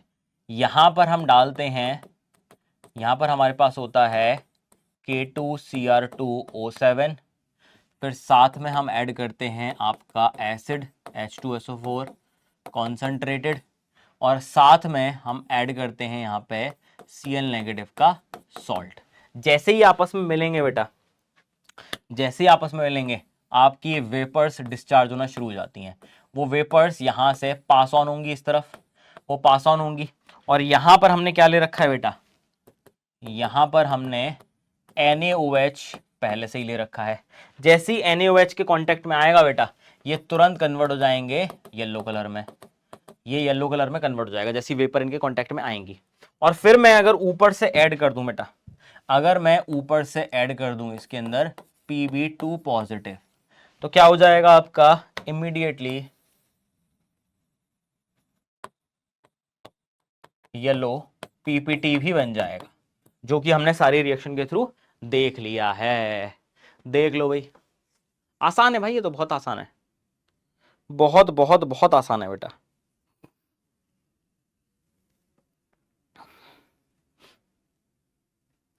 डन है, डन है, आगे बढ़े, आगे बढ़े। अब देखो बाकी जो दोनों टेस्ट हैं वो तो आसान है, बाकी जो दो टेस्ट हैं वो काफी आसान है। जैसे अगर मैं बात करता हूं नेक्स्ट पार्ट की, which is bromide, that is B R negative बेटा। बी आर नेगेटिव को अगर मैं कॉन्सेंट्रेटेड H2SO4 में डालता हूं बेटा, तो यहां से क्या हो जाएगा, सबसे पहले अगर मैं इसको डालता भी हूं बेटा, यहां से क्या बनेगा, HBr बनेगा।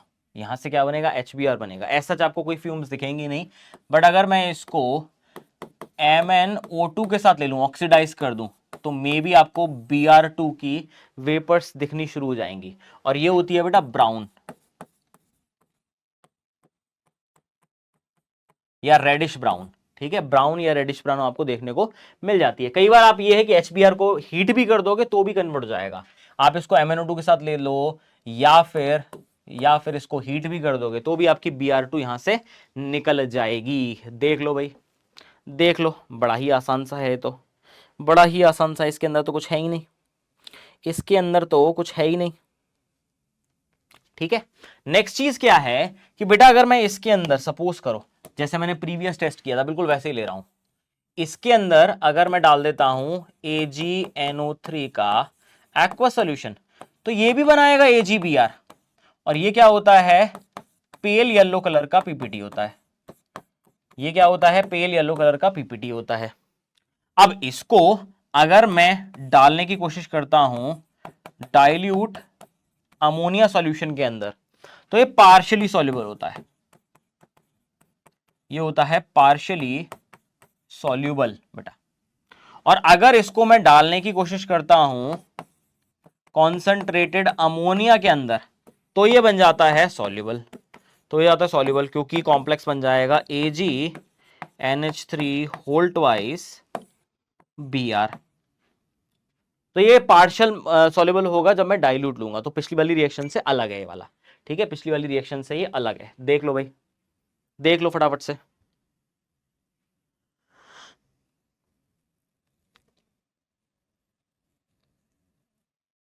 डन है। और इसके लिए एक टेस्ट आता है जो कि हाईली स्पेसिफिक है, जिसको हम बोलते हैं या तो लेयर टेस्ट या फिर क्लोरीन वाटर टेस्ट। ठीक है, या तो हम बोलेंगे लेयर टेस्ट या फिर इसको बोलेंगे हम लोग क्लोरीन वाटर टेस्ट। ठीक है, करना कुछ नहीं है बेटा, आप क्लोरीन वाटर को ले रहे हो बेटा, Cl2 को लिया है H2O के अंदर बेटा, और साथ में मैंने ये जो सॉल्ट था आपका Br नेगेटिव इसको ले लिया है। क्योंकि Cl2 Br से ज्यादा रिएक्टिव है, ये क्या बन जाएगा बेटा, Cl नेगेटिव का एक्वा सॉल्यूशन बन जाएगा, और ये Br2 बन जाएगा, ये Br2 आपका लिक्विड बन जाएगा बेसिकली। अब होता क्या है, इसके अंदर जो भी ये बना हुआ है मिक्सचर, इसके अंदर मैंने क्या ऐड किया है, कोई भी ऑर्गेनिक सॉल्वेंट, ऑर्गेनिक सॉल्वेंट मैंने ऐड कर दिया है, एंड शेक किया है, एंड उसके बाद शेक किया है बेटा। अब आप देखो Cl नेगेटिव क्योंकि एक्वस में है, और मैंने ऑर्गेनिक सॉल्वेंट ऐड किया है। ऑर्गेनिक सॉल्वेंट और पानी कभी भी आपस में मिक्स नहीं होंगे। बेसिकली इसके अंदर आप क्या लेते हो, आप कुछ भी ले सकते हो, आप CCl4 ले सकते हो, आप CHCl3 ले सकते हो, आपकी मर्जी है, जो लेना है आप वो ले लो, कोई भी दिक्कत नहीं है इसके अंदर। आपको जो भी लेना है आप ले सकते हो। बेसिकली जब आप शेक करोगे इसके अंदर, ऑर्गेनिक सॉल्वेंट ये वाला है, CCl4 या CHCl3 है, जब इसके अंदर आप शेक करोगे क्या हो जाएगा, separation of layer, separation of layer. Cl negative will move to H2O, and जो Br2 है will form brownish layer at junction between two solvents. दो सॉल्वेंट के बीच में बेटा जो जंक्शन बना होगा वहां पे ये क्या कर लेगा, एक ब्राउन कलर की लेयर बना लेगा, इसलिए इसको हम बोलते हैं लेयर टेस्ट बेटा। आप अगर देखोगे इस तरीके का मैंने कंटेनर लिया है, इस तरीके का मैंने कंटेनर लिया है, और सपोज करो नीचे की तरफ आपका ऑर्गेनिक सॉल्वेंट है, लेट्स से जिसकी भी डेंसिटी ज्यादा होगी वो नीचे की तरफ आएगा, जिसकी डेंसिटी कम होगी वो ऊपर की तरफ चला जाएगा। और ऊपर की तरफ आपका पानी है बेटा, ऊपर की तरफ पानी है आपका, यहां पर तो चला जाएगा आपका Cl नेगेटिव, ठीक है, क्योंकि ये लेयर किसकी है बेटा, यहां तो पानी है बेटा, यहां पानी है, और यहां पे क्या है बेटा आपका CHCl3 है, लेट्स से। तो इनके जंक्शन के बीच में आपको एक ब्राउन लेयर देखने को मिल जाएगी, जो किसकी वजह से होगी, जो होगी Br2 की वजह से, ठीक है। इसको हम बोलते हैं लेयर टेस्ट, इसको हम क्या बोलते हैं बेटा, लेयर टेस्ट बोलते हैं। देख लो फटाफट से।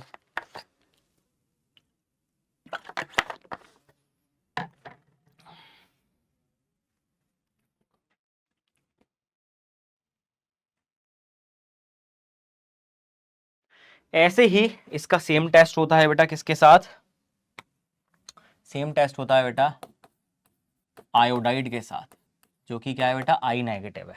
आई नेगेटिव को भी बेटा कॉन्सेंट्रेटेड H2SO4 के अंदर डालूंगा, क्या बनेगा बेटा, ये बन जाएगा HI बन जाएगा। HI को जब मैं किसी ऑक्सीडाइजिंग एजेंट के साथ लूंगा तो ये बनाएगा I2, यहां से क्या निकलेगी, वायलेट कलर वेपर्स निकलनी शुरू हो जाएंगी। I2 का कलर ही ऐसा होता है, तो वो आपकी वायलेट कलर की वेपर्स यहां से निकलेंगी। अब अगर दूसरी बात करें कि इस आयोडाइड के अंदर अगर सपोज करो मैंने AgNO3 का एक्वा सोल्यूशन डाला है बेटा, ये बन जाएगा AgI, जो कि क्या होता है बेटा, पेल येलो होता है। ये जो पेल येलो नहीं होता है, ये येलो कलर का होता है, ये आपका येलो कलर का PPT होता है, ठीक है, ये येलो कलर का PPT होता है। अब इसकी खास बात क्या है, इसको अगर आप डालोगे डाइल्यूट अमोनिया में तो इनसॉल्युबल होता है ये बिल्कुल, और इवन इसको आप अगर कॉन्सेंट्रेटेड अमोनिया के अंदर डालोगे तब जाके ये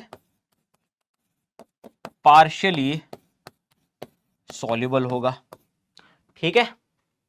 और सेम इसके साथ भी है बेटा, इसका भी मैं क्या कर सकता हूं, लेयर टेस्ट कर सकता हूं, इसका भी मैं लेयर टेस्ट कर सकता हूं। कैसे, मेरे पास जो आई नेगेटिव था, पानी डाला और साथ में मैंने Cl2 मतलब Cl2 वाटर डाला। Cl2 क्योंकि क्लोरीन आयोडीन से ज्यादा रिएक्टिव है तो खुद वो बन जाएगा Cl नेगेटिव और चला जाएगा एक्वस में, और यहां पे रिलीज हो जाएगी I2। और इसको क्या करना है, अब मैं डालूंगा इसके अंदर CHCl3 ऑर्गेनिक सॉल्वेंट, और इसको मैं करूंगा शेक। क्या हो जाएगा, layer formation takes place in organic solvent, क्योंकि वो ऑर्गेनिक सॉल्वेंट में ही सॉल्युबल होगा। और कैसी लेयर बनेगी आपकी, वॉयलेट कलर की बनेगी, वॉयलेट कलर की लेयर सेपरेट हो जाएगी, तब आपको पता चल जाएगा कि हाँ लेयर टेस्ट भी इसके अंदर हो पा रहा है। देख लो भाई, तो कितने आसान थे ये, कितने ज्यादा आसान थे, अरे देखो देख लो।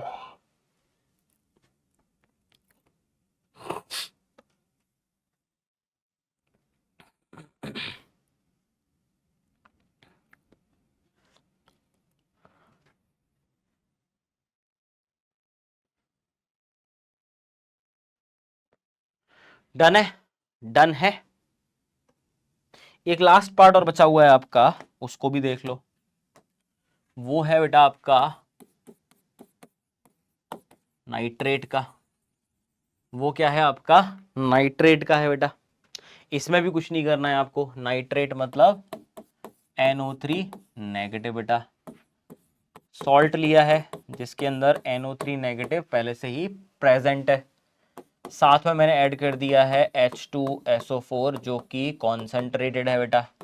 ये क्या हो जाएगा, ये तो इमीडिएटली कन्वर्ट होगा HNO3 में। ठीक है, HNO3 को देखोगे तो यहां से ब्राउन फ्यूम्स रिलीज होनी शुरू हो जाएंगी, यहां से आपकी ब्राउन फ्यूम्स रिलीज होनी शुरू हो जाएंगी। देख लो भाई, ठीक है। क्यों, आप जानते हो कैसे होंगी बेटा, इसको जब आप थोड़ा सा हीट करते हो ये कन्वर्ट हो जाता है NO2 में, H2O में और O2 में। तो ब्राउन फ्यूम्स किसकी निकलती हैं, NO2 की निकलती हैं हमेशा। या फिर आप क्या कर सकते हो, इसी के अंदर अगर आप कॉपर टर्निंग्स डाल दो, अगर आप इसके अंदर कॉपर टर्निंग्स डाल दो तो क्या हो जाएगा, intensity of brown fumes increases, बहुत तेजी से ब्राउन फ्यूम्स बढ़नी शुरू हो जाएंगी, क्योंकि रिएक्शन बड़ी आसान है। ये तो आपने पढ़ी हुई है कि कॉपर को अगर मैं डालता हूं आपके HNO3 के अंदर बेटा, ये कॉपर नाइट्रेट तो बना लेंगे, तो कॉपर को तो ऑक्सीडाइज कर दिया, खुद रिड्यूस हो जाएंगे, खुद हो जाएगा बेटा ये NO2 में कन्वर्ट, और जो रहा बचा वो तो पानी ही पानी है। ठीक है, NO2 बन जाएगा और NO2 की इंटेंसिटी एकदम से इंक्रीज होनी शुरू हो जाएगी। बट ये प्रिलिमिनरी टेस्ट है, इसके लिए हम क्या करते हैं जनरली, इसके लिए हम बात करते हैं ब्राउन रिंग टेस्ट की बात करते हैं, जो कि हाईली स्पेसिफिक होता है, जो कि हाईली स्पेसिफिक होता है बेटा। इसके केस में हम बात करते हैं ब्राउन रिंग टेस्ट की, जो कि हाईली स्पेसिफिक होता है, जो कि हाईली स्पेसिफिक होता है।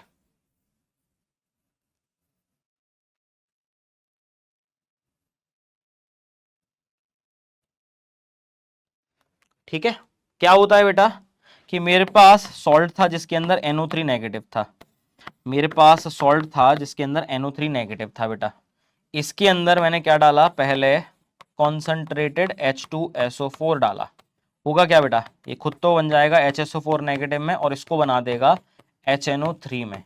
ये मेन रिएक्टेंट स्पीशीज है मेरे पास। फिर मैंने क्या किया है, यहाँ पे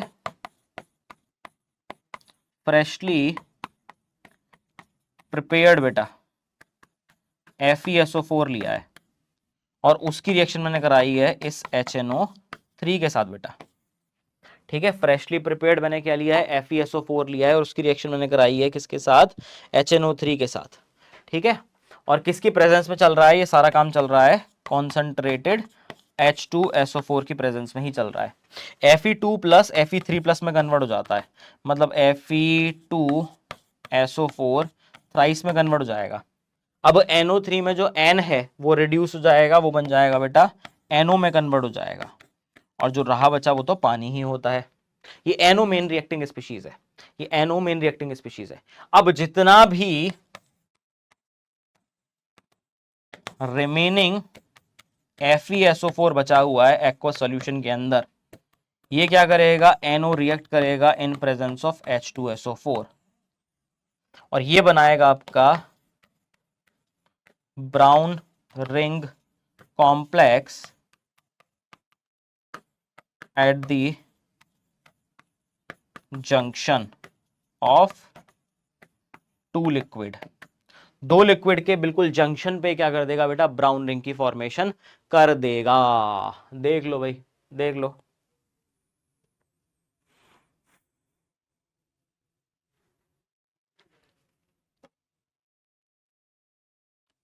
डन है,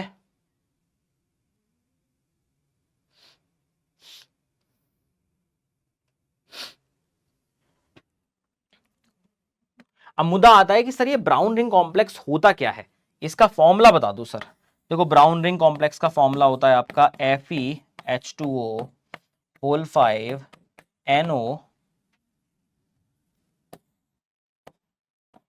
NOSO4, ये होता है बेटा आपका ब्राउन रिंग कॉम्प्लेक्स। अब क्योंकि NO जो था स्टार्टिंग में न्यूट्रल लिगेंड था, यहां जाके NO प्लस में कन्वर्ट हो जाता है और अपना चार्ज ट्रांसफर कर देता है Fe को, तो Fe भी यहाँ +1 में आ जाता है, इसलिए कॉम्प्लेक्स जो है काफी हाईली स्पेसिफिक है। बेसिकली हम करते क्या है कि हमारे पास एक है टेस्ट ट्यूब जिसमें टेस्ट चल रहा होता है बेटा, मैंने उसके अंदर क्या लिया था बेटा, मैंने उसके अंदर सॉल्ट ऐड किया था जिसके अंदर NO3 नेगेटिव पहले से ही था, साथ में मैंने क्या कर दिया बेटा इसके अंदर FeSO4 का एक्वस सॉल्यूशन डाल दिया, और यहां पे मैं धीरे धीरे आपका एक ड्रॉपर ले लो सपोज करो, ठीक है, उसके थ्रू, ठीक है, उसके थ्रू मैं क्या कर रहा हूं यहाँ पे H2SO4 जो कि कॉन्सेंट्रेटेड है बेटा, वो ऐड कर रहा हूं, ये धीरे धीरे ऐड होगा, और जैसे ही ये ऐड होना शुरू होगा बेटा, वैसे ही जंक्शन पे एक ब्राउन कलर की रिंग बननी शुरू हो जाएगी। जैसे ही ये ऐड होगा बेटा, जैसे ही ये धीरे धीरे, क्योंकि इसको हमेशा वॉल से, जो कंटेनर की वॉल से धीरे धीरे ऐड करते हैं, जैसे ही ये आपका ऐड होगा क्या हो जाएगा, ब्राउन रिंग का फॉर्मेशन हो जाएगा। डन है बेटा, डन है, देख लो, ये होता है आपका काम सारा।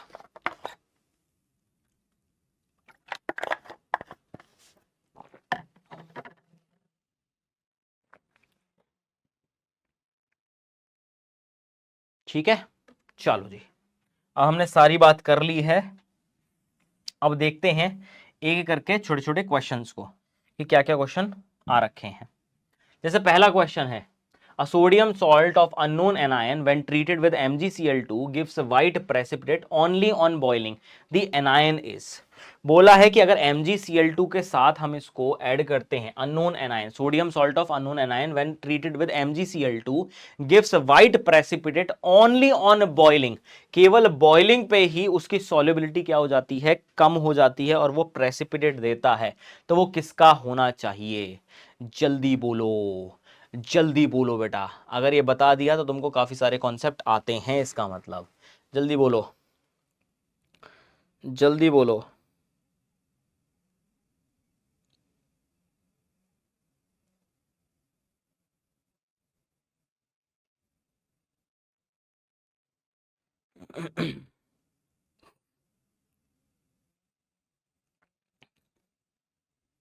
अरे जल्दी बोलो, अरे तो बहुत आसान है। कैसे है, ये तो हार्डनेस ऑफ वाटर में भी पढ़ा करते थे हम सर, कि अगर मेरे पास सपोज करो HCO3 नेगेटिव है और इसको अगर मैं रिएक्ट करा रहा हूं MgCl2 के साथ, ये तुरंत बना लेगा MgHCO3 ट्वाइस। अब बाइकार्बोनेट जनरली सॉल्युबल होते हैं, बट अगर इसको मैं बॉयल कर दूंगा तुरंत ये कन्वर्ट हो जाएगा MgCO3 में, और ये आपका व्हाइट कलर का पीपीटी बन जाएगा। ये प्रॉपर्टी केवल बाइकार्बोनेट्स की ही है, और इसलिए हम जब टेम्पररी हार्डनेस होती है उसको बॉइलिंग से निकाल सकते हैं। ये क्वेश्चन वहीं से रिलेटेड है, तो आप देखोगे आंसर क्या आ जाएगा, सीधे सीधे ऑप्शन नंबर बी आ जाएगा। बिल्कुल ही हलवा क्वेश्चन है, तो बिल्कुल हलवा क्वेश्चन है, अच्छा क्वेश्चन है, इसलिए मैंने बता दिया ताकि आपको याद रहे हमेशा ये कॉन्सेप्ट कि ये कहानी केवल बाइकार्बोनेट्स की होती है।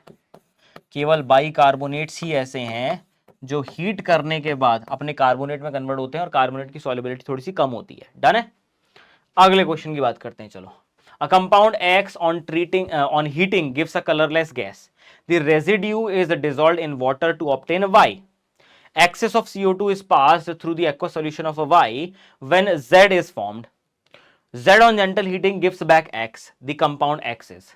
तो यहां पे अगर मैं देखूंगा, मुझे वैसे देख के लग रहा है कि ये कंपाउंड होना चाहिए CaCO3। इन चारों ऑप्शन में से देख के तो मुझे यही समझ में आ रहा है। कैसे कि CaCO3 को जब आप हीट करते हो बेटा तो ये बनाता है CaO as well as CO2। CaO को अगर आप पानी के अंदर ले जाओगे ये बन जाएगा CaOH होल ट्वाइस। ठीक है, अब इसके अंदर अगर मैं पास करता हूं भाई, अगर इसके अंदर मैं CO2 पास करता हूं तो फिर से ये बना लेता है, तो ये तो हो गया X, ये बन गया Y। ठीक है, on heating is the residue dissolved in water to obtain Y। अच्छा, Y ये नहीं है, Y ये नहीं है, Y है ये, गैस ये बना दी, उड़ गई, ये बचा रेजिड्यू, इसको पानी के अंदर डाला तो बन गया Y, Y के अंदर CO2 पास की तो बन गया Z। ठीक है, CO2 is passed through the aqueous solution of Y when Z is formed। अच्छा, Y यही था, Y यही था, मैं सही बोल रहा था, रेजिड्यू ही Y है मेरे पास और ये बना Z। ठीक है, Z को हीट किया, गिव्स बैक X। नहीं, मैंने फिर से कुछ गड़बड़ कर दी है भाई, क्या है, compound X on heating gives a colourless gas, ठीक है। The residue is dissolve in water to obtain Y, residue को पानी में डिजोल्व किया तो आया वाई, ठीक है। Excess of CO2 is pass through the solution of aqua solution of, अच्छा एक्सेस ऑफ CO2 पास की है ना, हाँ ये गड़बड़ कर दी ना मैंने, ये बना बेटा वाई, ये केवल रेसिड्यू था, ये केवल रेसिड्यू था बेटा। इसके अंदर अगर मैं पास करूंगा एक्सेस ऑफ CO2 तो आपको पता है ये बनता है CaHCO3 होल ट्वाइस, जो कि सॉल्युबल होता है। और ये क्या हो जाएगा बेटा, ये हो जाएगा Z। और Z को अगर मैं हीट करता हूं बेटा फिर से, तो क्या कर देगा, बाइकार्बोनेट हीट करने के बाद कार्बोनेट्स में कन्वर्ट हो जाते हैं। बढ़िया क्वेश्चन है ये भी, ऐसे क्वेश्चन ही पूछ सकता है, ऐसे क्वेश्चन ही पूछ सकता है, देख लो भाई। डन, आगे बढ़ते हैं। अगला क्वेश्चन क्या बोल रहा है कि NO3 negative ion can not be detected by brown ring test in presence of और in pressure of NO2 negative ion and both NO2 negative and NO3 negative ions evolve brown gas with concentrated H2SO4। तो ये बात तो सही है कहीं ना कहीं कि ये काम ऐसा करता है, बट पूछा है कि इनमें से कौन सा स्टेटमेंट आपका ठीक होना चाहिए। जल्दी बताओ, जल्दी बताओ।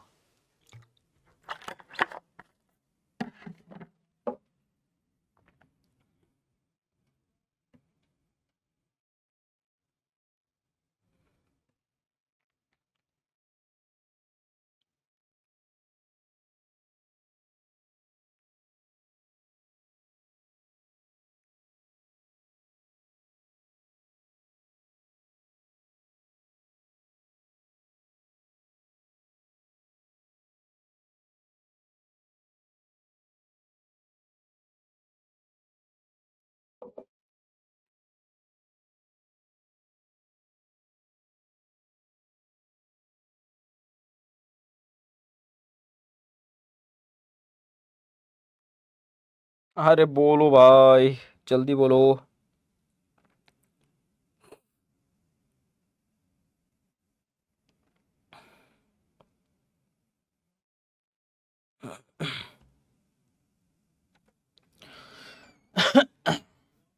जल्दी बताओ क्या होना चाहिए इसके केस में। बड़ा ही सिंपल सा स्टेटमेंट है, वैसे NO2 नेगेटिव का हमारे पास उतना डेटा है नहीं, पर ठीक है मैं आपको बता दूंगा इस क्वेश्चन में करना कैसे है।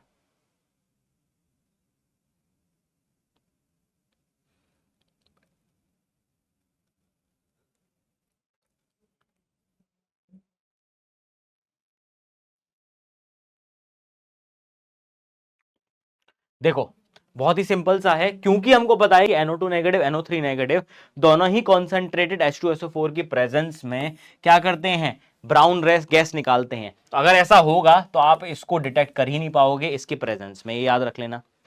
अगर दोनों ही ब्राउन रिंग आपकी सॉरी ब्राउन गैस इवॉल्व कर रहे हैं, तो दोनों के ही केस में आप अगर H2SO4 डाल रहे हो तो ब्राउन गैस मिल रही है, आपको पता ही नहीं चलेगा कि कब NO2 नेगेटिव होगा, कब आपका NO3 नेगेटिव होगा, तो ये डिटेक्ट नहीं कर पाएगा, तब इसलिए हम लोग ब्राउन रिंग टेस्ट करते नहीं है।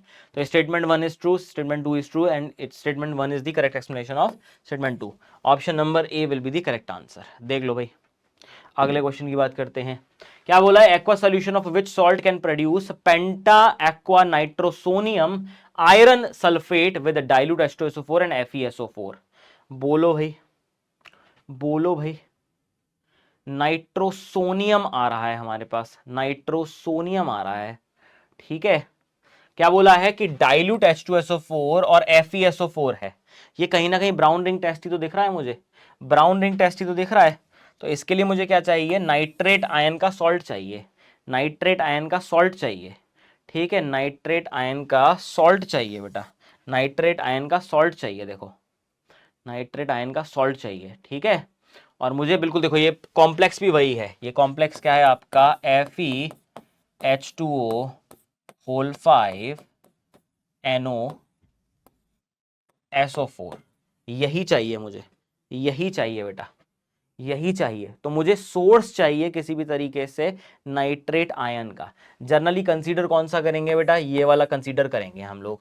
क्यों, क्योंकि अगर आयरन पहले से ही प्रेजेंट होगा +3 में तो चांसेस हैं कि वो Fe2+ के साथ भी रिएक्शन दिखा जाए। तो हमारे लिए काम क्या कर जाएगा, वैसे NaNO3 कर जाएगा। हमें चाहिए इसके केस में ब्राउन रिंग टेस्ट, हमको चाहिए ब्राउनिंग टेस्ट, मतलब हमको चाहिए सोर्स ऑफ NO3 नेगेटिव चाहिए, हमें सोर्स ऑफ NO3 नेगेटिव चाहिए। ठीक है, डन है। देख लो भाई, अगर बिल्कुल ही मजबूरी है आप इसको यूज कर सकते हो, डेफिनेटली यूज कर सकते हो, क्योंकि ये पहले से ही एक्वा स्टेट में भी है, तो आपको ज्यादा कुछ करने की जरूरत नहीं पड़ेगी, बट प्रेफरेबली NaNO3 को यूज किया जाएगा। ठीक है, आइए आगे बढ़ते हैं। अगला क्वेश्चन क्या बोल रहा है कि S2, अच्छा H2O3 तो हमारे पास है नहीं, तो इसलिए इसकी बात करेंगे नहीं, इसकी बात करेंगे नहीं। वैसे तो आसान है, देखो H2O3 2 नेगेटिव, H2O3 2 नेगेटिव, एक तरफ KI3 सॉल्यूशन है, एक तरफ MnO4 नेगेटिव सॉल्यूशन है। ये रिएक्शन मुझे लगता है कि पूछी जाएगी नहीं, क्योंकि ये थायोसल्फेट अपने उसमें पार्ट में है नहीं। वैसे भी मुझे पता है कि थायोसल्फेट टेट्राथायोनेट में इधर कन्वर्ट होता है और यहाँ पे सल्फेट में कन्वर्ट हो जाएगा, इतना मैं आपको हिंट दे रहा हूँ। तो ये सल्फेट है, ये टेट्राथायोनेट है, आप खुद अंदाजा लगा लेना क्या आंसर आएगा। ठीक है, खुद आंसर लगा लेना आप क्या आएगा। डन है, अरे बोलो, चलो जी। क्या है आपका, ए salt on treatment with dilute HCl gives a pungent smelling gas and a yellow precipitate. ठीक है भाई, the salt gives green flame when tested, the solution gives a yellow precipitate with potassium chromate, the salt is potassium chromate. मतलब क्या हो गया बेटा, ये K2CrO4 के साथ। ठीक है, क्या है, सॉल्यूशन गिव्स, तो जो भी मेरे पास सॉल्यूशन है, यहां से क्या मिल रहा है हमको, येलो PPT मिल रहा है बेटा। पूछा है क्या होना चाहिए, जल्दी देखो, जल्दी देखो भाई क्या होगा। चलो जी, क्या बोल रहा है कि एक सॉल्ट है हमारे पास, देखो पहले लिख लिया करो कि एक सॉल्ट है हमारे पास, उसको मैंने डाइल्यूट HCl में रिएक्ट करवाया है। जैसी मैंने इसके अंदर डाइल्यूट HCl डाला है, एक पंजेंट स्मेल निकली है, पंजेंट स्मेलिंग गैस निकली है, और क्या बना है, एक येलो PPT बना है। ठीक है भाई, चलो जी। अब ये जो सॉल्ट था, ये क्या करता है, ये ग्रीन फ्लेम देता है, ये क्या करता है, ग्रीन कलर की फ्लेम देता है। ठीक है भाई, और क्या है, when tested and the solution gives a yellow precipitate with potassium chromate, और इसको अगर मैं कराता हूं K2CrO4 के साथ, तो मुझे येलो PPT मिलता है। ठीक है, तो मुझे क्या मिलता है, येलो PPT मिलता है। ठीक है भाई, उसने पूछा है कि दी सॉल्ट इज। अब देखो ऐसे क्वेश्चन में काफी सारी चीजें आपके दिमाग में आती हैं कि मैं कहां से स्टार्ट करूं, क्या करूं। सबसे पहले वो चीज पिक करो जो आपके लिए सबसे ज्यादा आसान हो रही है। ठीक है, गैस कौन कौन सी निकल सकती है, देखो डाइल्यूट HCl आप जब देखोगे तो सल्फेट तो पिक्चर से ही बाहर हो गया, दोनों सल्फेट पिक्चर से बाहर हो गए, क्योंकि यहां पे कोई भी आपकी गैस निकल ही नहीं सकती है। डाइल्यूट एसिड के अंदर डालने के बाद कोई भी गैस आपकी नहीं निकलेगी, कोई भी गैस आपकी नहीं निकल सकती है जब हम डाइल्यूट एसिड डालते हैं। तो मतलब आपका या तो BaH2O3 हो सकता है या PbH2O3 हो सकता है, PB, ये है PB बेटा, PbH2O3 हो सकता है। अब देखो क्रोमेट के साथ आपका, हमने अभी क्रोमिल क्लोराइड में पढ़ा था कि अगर Pb2 पॉजिटिव यहां पर आ जाता है किसी भी तरीके से, तो आपका येलो PPT बनाता है PbCrO4 का, जो साफ सीधी बात कर रहा है कि हमारे पास क्या आना चाहिए, केवल यही आना चाहिए, PbS2O3 आना चाहिए। देख लो भाई, इसी से ही मैंने अंदाजा लगा लिया है। क्या ये बात क्लियर है, क्या ये सबको समझ में आ रहा है, जल्दी बताओ।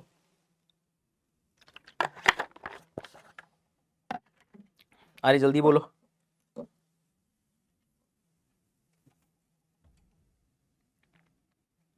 क्या ये सबको क्लियर है, क्या ये सबको क्लियर है, अरे जल्दी बताओ मुझे, क्या ये सबको क्लियर है।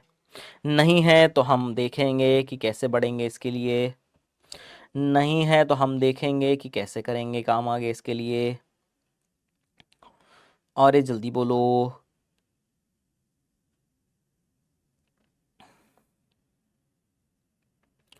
ठीक है। और पंजेंट स्मेल जो निकलती है ना, बेसिकली होता क्या है कि जब आपके पास H2O3 2 नेगेटिव है बेटा, इसको आप डाइल्यूट एसिड के अंदर जब डालते हो ना, तो होता क्या है, यहाँ पे सल्फर और SO2 का कॉम्बिनेशन निकलता है। तो ये पंजेंट स्मेलिंग गैस जो है ना, वो आपकी इसी की वजह से है, और जो येलो पीपीटी बना हुआ है वो इस सल्फर का है, वो इस सल्फर का है। तो डेफिनेटली इस बात को अंदेशा दे रहा है कि हमारे पास क्या होना चाहिए, PbS2O3 होना चाहिए। ऐसे क्वेश्चन मैं बहुत टिपिकल लेवल के लेके आया हूं ताकि आपको पूरा एक्सट्रीमिटीज में समझ में आ जाए कि क्या चल रहा है। ठीक है, सब कुछ आपको समझ में आ जाए कि चल क्या रहा है। डन है बेटा, डन है। देखो नेक्स्ट क्वेश्चन क्या कह रहा है कि x को जब हमने डाइल्यूट H2SO4 में डाला तो y a colourless gas with irritating smell निकली है, और जब हमने y को K2Cr2O7 के साथ रिएक्ट करवाया है तो ग्रीन सॉल्यूशन बना है। मतलब क्या है कि y जो है वो रिड्यूसिंग इन नेचर है। y क्या है, रिड्यूसिंग इन नेचर। y है रिड्यूसिंग इन नेचर। ये y को अगर मैं K2Cr2O7 के साथ रिएक्ट कराऊंगा तो ग्रीन सॉल्यूशन किसका बनता है बेटा, Cr3+ का बनता है। देखो क्या बनता है, Cr3+ का बनता है। तो ये क्या हो जाएगी बेटा आपकी, ये y जो है रिड्यूसिंग इन नेचर है। तो आप देखोगे ये +4 वाली है, ये रिड्यूसिंग इन नेचर में, Cl नेगेटिव है, ये भी रिड्यूसिंग इन नेचर में, ये भी रिड्यूसिंग इन नेचर में, बट ये नॉन रिड्यूसिंग है। तो ये डी ऑप्शन तो हटाई दो पहले, ये डी ऑप्शन तो हटाई दो। अब उसने बोला है कलरलेस गैस है इरिटेटिंग स्मेल से, तो CO2 की स्मेल जो है वो इरिटेटिंग बिल्कुल नहीं होती है। ठीक है, Cl जो है कलरलेस नहीं हो सकता है, तो इसको भी हटा दो बेटा। ठीक है, अब बचते कौन से हैं मेरे पास, ये दोनों बचते हैं ऑप्शन। और अगर मैं बात करूंगा सल्फाइड की, सल्फाइड मुझे पता है कलरलेस गैस निकलेगी विद इरिटेटिंग स्मेल, बिल्कुल सही बात है। इसकी जो होती है H2S की, वो रॉटन एग स्मेल होती है। तो मैं क्या बोल सकता हूं, मेरे पास आंसर क्या आ गया बेटा, ऑप्शन नंबर ए आ गया, SO3 2 नेगेटिव एंड SO2। देख लो भाई फटाफट से, जल्दी से देख लो, जल्दी से देख लो।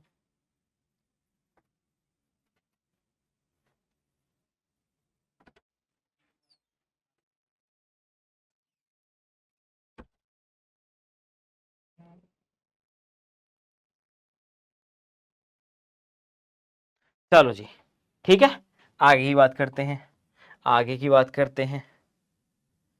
क्या बोल रहा है, ये बोल रहा है कि acidified K2Cr2O7 solution becomes green when SO2 gas is pass through it.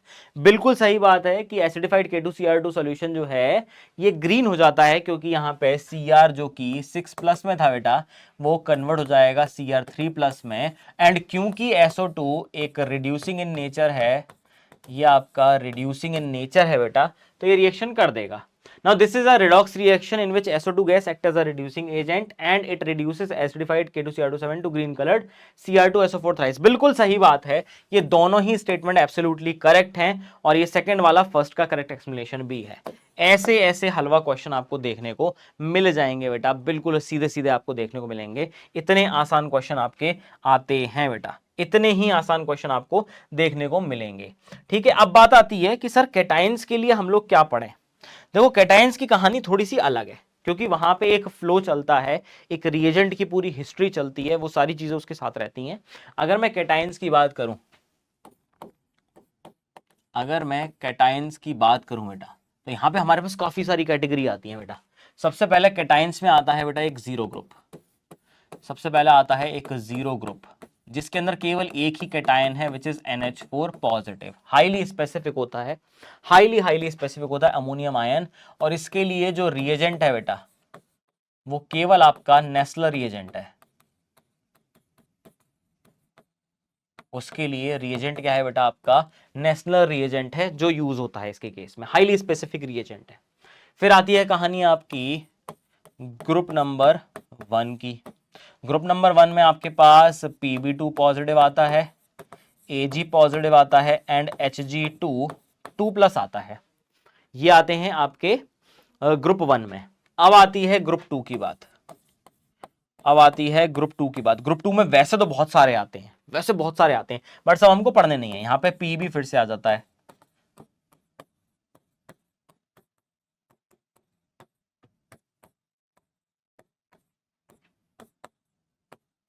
ठीक है।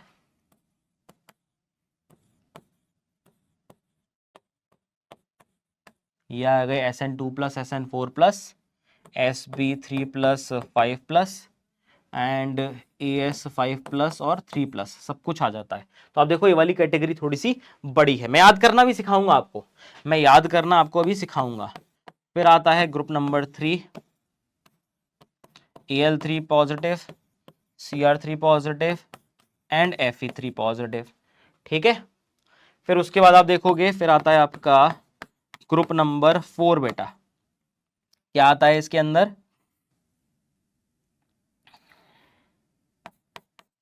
Mn2 positive, CO2 positive, Ni2 positive, Zn2 positive. फिर आता है आपका ग्रुप नंबर 5 जिसके अंदर आता है Ba2 positive, Sr2 positive and Ca2 positive. फिर आता है ग्रुप नंबर 6 बेटा, यहां पर केवल एक ही आता है विच इज Mg2 पॉजिटिव। और यहां पे सारा खेला जो चलता है बेटा वो सब चलता है सॉल्युबिलिटी के बेसिस पर। यहां पर जितना भी खेला चलता है वो चलता है सॉल्युबिलिटी के बेसिस पर, सब चलता है सॉल्युबिलिटी के बेसिस पर। यहाँ जितना भी खेला चलता है वो सब चलता है सॉल्युबिलिटी के बेसिस पर। और यहाँ पे हर किसी के एक स्पेसिफिक रिएजेंट है, उनको समझना बहुत जरूरी है, उनको समझना बहुत जरूरी है। इसका तो हाईली स्पेसिफिक है। अगर मैं यहां बात करूंगा तो हम लेते हैं डाइल्यूट एसिड लेते हैं, और जनरली एसिड कौन सा होता है बेटा? HCl लेते हैं। डाइल्यूट एसिड जैसे ही इनके अंदर मैं डालूंगा क्या हो जाएगा बेटा? PPT फॉर्मेशन होगी। क्या हो जाएगा आपका? PPT फॉर्मेशन हो जाएगी। सबसे पहले क्या हो जाएगा? डाइल्यूट एसिड डालते ही PPT फॉर्मेशन हो जाएगी। जैसी डालूंगा PPT फॉर्मेशन हो जाएगी। ठीक है, सेकंड के केस में क्या होता है? इस पूरे केस में जो आपका डाइल्यूट HCl पड़ा हुआ था वो तो रहता ही है, साथ में आप H2S पास करोगे तो यहां पे क्या हो जाएगा? यहां पे बनेंगे क्लोराइड के PPT, यहां पे बनेंगे क्लोराइड के PPT, यहां पे बनते हैं सल्फाइड के PPT, सल्फाइड के PPT बनेंगे यहां पे। ठीक है, अगर आप इसमें देखोगे तो आप सबसे पहले करोगे बॉयल ऑफ H2S, जो भी रही बची H2S उसको बॉयल ऑफ कर दोगे, अब डालोगे वीक बेस। तो यहां पर डलता है NH4OH। ठीक है, इन presence of NH4Cl, weak base डालूंगा, धीरे धीरे बेसिक मीडियम बनाऊंगा बेटा। यहां पे क्या बनेंगे बेटा? हाइड्रोक्साइड के PPT बनेंगे। यहां पे क्या बनेंगे बेटा? हाइड्रोक्साइड के PPT बनेंगे। उसके बाद क्या करूंगा बेटा? यहां पर फिर से मैं H2S पास करूंगा उसी बेसिक सॉल्यूशन में जो आपका NH4OH as well as NH4Cl का है। देख रहे हो, यही फ्लो आपको याद रखना है। यहां पे बनेंगे आपके बेसिक सल्फाइड के PPT, यहां पे बनेंगे बेसिक सल्फाइड के PPT बनेंगे बेटा। फिर आएगा नेक्स्ट वाला पार्ट। अब क्या कर दूंगा मैं? फिर से बॉयल ऑफ करूंगा H2S जो रही बची है, और साथ में अब मैं ऐड करूंगा इसके अंदर NH4 twice CO3, carbonate add कर दूंगा इसी सॉल्यूशन के अंदर, बेसिक सॉल्यूशन के अंदर। तो यहां पे बनेंगे कार्बोनेट के PPT, यहां पे बनेंगे कार्बोनेट के PPT। और अभी तक अगर PPT नहीं आया मतलब उसकी सॉल्युबिलिटी सबसे अच्छी है, Mg2 पॉजिटिव। इसका क्या हो जाएगा? स्पेसिफिक टेस्ट होगा। इसका क्या हो जाएगा बेटा? स्पेसिफिक टेस्ट हो जाएगा। क्या ये बात क्लियर है बेटा? ये सबसे आसान तरीका है। ठीक है, ये सबसे आसान तरीका है। अब देखो ये दोनों पार्ट आपको बस याद रखने पड़ेंगे। क्या हमारे पास सारे केटाइन हैं इसके अंदर? मैं आपको फिर से लिस्ट देख के बता देता हूं कि क्या क्या है हमारे पास। मैं फिर से आपको लिस्ट देख के बता देता हूं हमारे पास क्या है। हमारे पास है बेटा Pb2 पॉजिटिव, ठीक है, हमारे पास है Cu2 पॉजिटिव, हमारे पास है Al3 पॉजिटिव, ठीक है, हमारे पास है Fe3 पॉजिटिव, हमारे पास है Zn2 पॉजिटिव, ठीक है, और हमारे पास है Ni2 पॉजिटिव, ठीक है, फिर है Ca Ba2 positive, Mg2 positive and NH4 positive. बस इतना ही है हमारे पास। तो सब जगह हमको जाने की जरूरत नहीं है, बट हाँ याद होना चाहिए ताकि आप डिफरेंशिएट कर सको कि कौन से रिएजेंट के साथ काम चलेगा। अब देखो यहां पर समझाने वाला कोई कॉन्सेप्ट ऐसा सच है नहीं, यहां पर सारा कॉन्सेप्ट किसका है आपका? कि आप रिएक्शंस को याद करना पड़ेगा, ये मैं आपको बोल रहा हूँ क्योंकि समय थोड़ा सा कम है, वैसे उतना डेप्थ में जाने की जरूरत नहीं है, मैं जितनी बेसिक की चीजें थी वो सारी आपको बताते हुए चल रहा हूँ। सर नाम कैसे याद रखें, ये तो इतने सारे नाम है, हमको ये नाम नहीं याद रखेंगे। तो देखो एक निमोनिक्स बता रहा हूँ, थोड़ा फनी है बट उसको लिटरल सेंस में मत ले लेना, ठीक है, केवल आपको याद करने के लिए बता रहा हूं। ये दो आप याद कर लेना, दो ग्रुप शुरुआत के, इसके बाद कहानी स्टार्ट होती है, इसके बाद सारी कहानी स्टार्ट होती है, जैसे आपके बैचलर्स में होती है, आप एमबीबीएस करने जाते हो ना, 6 साल की जो जर्नी होती है, बस वही 6 साल की जर्नी है। सबसे पहले क्या है, पंजाबी कुड़ी भी है कुंवारी, ठीक है, कॉलेज में फ्रेशी एकदम होते हैं तो नया नया प्यार जागता है ना, तो बिल्कुल वही कहानी है, एक प्रपोजल की कहानी है कि पंजाबी कुड़ी भी है कुंवारी। फिर क्या होता है कि भैया जब फिगर आउट कर लिया है तो अब जाके बातचीत होगी, अरे साहिबा सुनो, तो साहिबा बहुत प्यार से बोला जाता है किसी को भी कि अरे साहिबा सुनो। फिर क्या है, नेक्स्ट ईयर प्रपोजल रखा, आओ करें फेरे, ठीक है, सीधा शादी का प्रपोजल रख दिया है, आओ करें फेरे।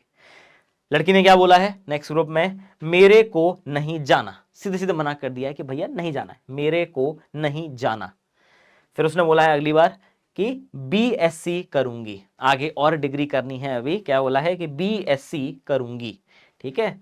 और उसने, लड़के ने क्या बोला है कि चलो जी मान गए। तो बहुत स्वीट सा प्रपोजल है एक, इसको ऐसे ही याद रख लेना ताकि आपको कभी भी कोई दिक्कत ना आए। पंजाबी कुड़ी भी है कुंवारी, अरे साहिबा सुनो, आओ करें फेरे, मेरे को नहीं जाना, बीएससी करूंगी, उसने बोला मान गए, ठीक है। तो ये आपका छोटा सा प्रपोजल है और ये पूरी की पूरी कहानी जो होती है वो आपके कैटाइंस की चलती है। अब कैटाइंस में मैक्सिमम टाइम क्या होता है कि हाईली स्पेसिफिक टेस्ट होते हैं, कुछ कुछ जगह ऐसे हैं कि आपके हाईली स्पेसिफिक टेस्ट आपको देखने को मिल जाएंगे। पीबी2 पॉजिटिव की मैक्सिमम रिएक्शन हम पीछे कर चुके हैं कि इसके क्रोमेट के साथ भी पीपीटी बनता है, इसका सल्फाइड के साथ भी पीपीटी बनता है, उसकी H2O2 के साथ रिएक्शन करा दें तो भी पीपीटी बन जाएगा। कॉपर 2 पॉजिटिव का टेट्रा अमीन कॉपर सल्फेट वाला जो कॉम्प्लेक्स बनता है वो हाईली हाईली स्पेसिफिक है। तो ये कुछ कुछ रिएक्शन है इनकी जो हाईली स्पेसिफिक है, जो आप पहले से जानते हैं, ठीक है। सेम तरीके से अगर आप देखोगे, आपको निकल की रिएक्शन जो पढ़ाई गई थी वो डीएमजी वाली पढ़ाई गई थी, याद करो, निकल डीएमजी कोऑर्डिनेशन कंपाउंड में, वहां से आपको ये हेल्प मिल जाएगी। जिंक 2 पॉजिटिव की रिएक्शन बहुत कम है तो बहुत आसान हो जाता है उसको पढ़ना। फिर भी मैं आप लोगों के लिए काम कर सकता हूं, आप लोगों की हेल्प के लिए काम कर सकता हूं कि मैं ये चीजें आपकी ऐड कर दूं। कुछ 2-3 प्रिंट आउट्स हैं बेसिकली जो मेरे खुद के हैंड रिटन नोट हैं, मैं बस ये सबसे ईजी कर सकता हूं आपके लिए। जैसे मैंने आपको ये चार्ट बनवाए हैं, जैसे मैंने आपको यहां पर ये चार्ट बनवाए हैं बेटा, देखो ये चार्ट बनवाए हैं सारे के सारे, ऐसे ही चार्ट फॉर्मेट में मैंने सारी रिएक्शंस लिखी हुई हैं, इसी तरीके के चार्ट फॉर्मेशन में मैंने लिखी हुई हैं, मैं वो आपको प्रोवाइड करा सकता हूं। आपको बस करना क्या है कि पेपर से पहले वो सारी चीजें पढ़ के चली जानी है। मेन कॉन्सेप्ट याद रख लेना, यहाँ पे मेन कॉन्सेप्ट क्या है, किसके थ्रू काम करता है, ताकि आपका सारा का सारा पोर्शन आसान हो जाए। वैसे आप लोगों ने पढ़ रखा होगा मुझे पता है, बट अगर आपको अभी तक नहीं पता है तो आप केवल इन्हीं आयंस पे फोकस करना, बाकी आपको ज्यादा टेंशन लेने की जरूरत नहीं है क्योंकि क्वेश्चन आएंगे बहुत आसान। मैं क्वेश्चन की जरा चर्चा कर लेता हूं क्योंकि वो इंपॉर्टेंट है, मैं क्वेश्चन की जरा चर्चा कर लेता हूं क्योंकि वो इंपॉर्टेंट है बेटा। जैसे अगर मैं बात करूं, देखो बहुत एक क्लासिकल क्वेश्चन जो होता है कि विच of the following is not a group 2 cation, अब आप कैसे पहचानोगे, उसके अंदर आते हैं पंजाबी कुड़ी भी है कुमारी, अरे साहिबा सुनो, साहिबा भी आ गया, सुनो भी आ गया, कुड़ी भी आ गया, बट Hg2 2+ ये आता है बेटा आपका ग्रुप नंबर 1 में, ये आता है आपका ग्रुप नंबर 1 में। मैंने बताया था आपको ग्रुप नंबर 1 में Pb2 पॉजिटिव वहां भी आता है, फिर आता है आपका Ag पॉजिटिव और फिर आता है आपका Hg2 इसको हम बोलते हैं मर्क्यूरस आयन, ये होता है मर्क्यूरस आयन, जबकि Hg2+ जो होता है वो होता है mercuric ion. Mercuric ion is a part of group 2, ये ग्रुप 2 का पार्ट है, जबकि ये जो मर्क्यूरस आयन है बेटा ये ग्रुप 1 का पार्ट है, ये ग्रुप 1 का पार्ट है बेटा, याद रख लेना।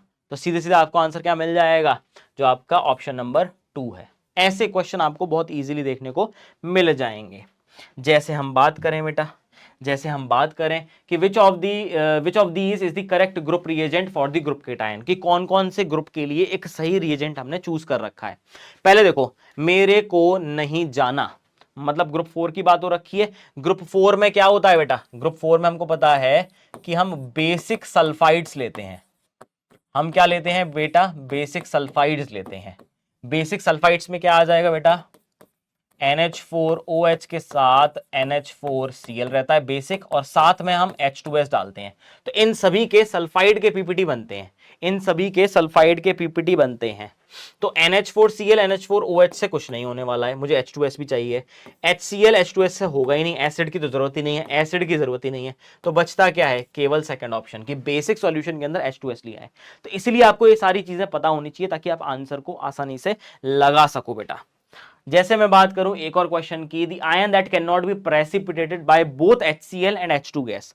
अब आप देखो इस क्वेश्चन को कैसे समझोगे कि HCl जो कि पहले ग्रुप का रिएजेंट था उससे भी प्रेसिपिटेट नहीं बन रहा है, H2S जो कि HCl में डालने के बाद बन रहा था, तो ये सल्फाइड के प्रेसिपिटेट में दे रहे हैं, मतलब ग्रुप 3 का, 4 का, 5 का, 6 का कोई भी कैटायन होगा वो होना चाहिए। Pb2 पॉजिटिव तो बिल्कुल नहीं आएगा बेटा, Ag पॉजिटिव भी नहीं आएगा बेटा, ये तो पहले ग्रुप में ही डिटेक्ट हो जाएंगे। Sn2 पॉजिटिव ग्रुप 2 में डिटेक्ट हो जाएगा। Ba2 पॉजिटिव क्योंकि ग्रुप नंबर 5 का है, ये हाईली सॉल्युबल है, ये हाईली सॉल्युबल है बेटा, तो ये आपको कभी नहीं मिलेगा। देख रहे हो, ऐसे क्वेश्चन की अप्रोच होती है, ऐसे क्वेश्चन का तरीका होता है। इतना आप समझ लोगे तो आपका काम बहुत आसानी से हो जाएगा। अगर आपको फिर भी लगता है, अगर आपको फिर भी लगता है कि आपको पूरी इंफॉर्मेशन चाहिए, तो मैं पूरी की पूरी पीडीएफ जो है वही अपलोड करवा दूंगा मेरे हैंड रिटन नोट्स की, ताकि आपके पास वो पहुंच जाए। ठीक है, आप उसको पढ़ लेना, उससे ज्यादा नहीं आ सकता, वो मैक्सिमम डेटा है जो मेरे पास है। ठीक है, बट काम की जितनी चीजें हैं वो मैंने सारी की सारी आपको बता दी हैं। देख लो भाई, देख लो, किसी को कोई भी डाउट हो तो मुझे बताओ, किसी को कोई भी डाउट हो तो मुझे बताओ, जल्दी बोलो, जल्दी बोलो। कहाँ गया,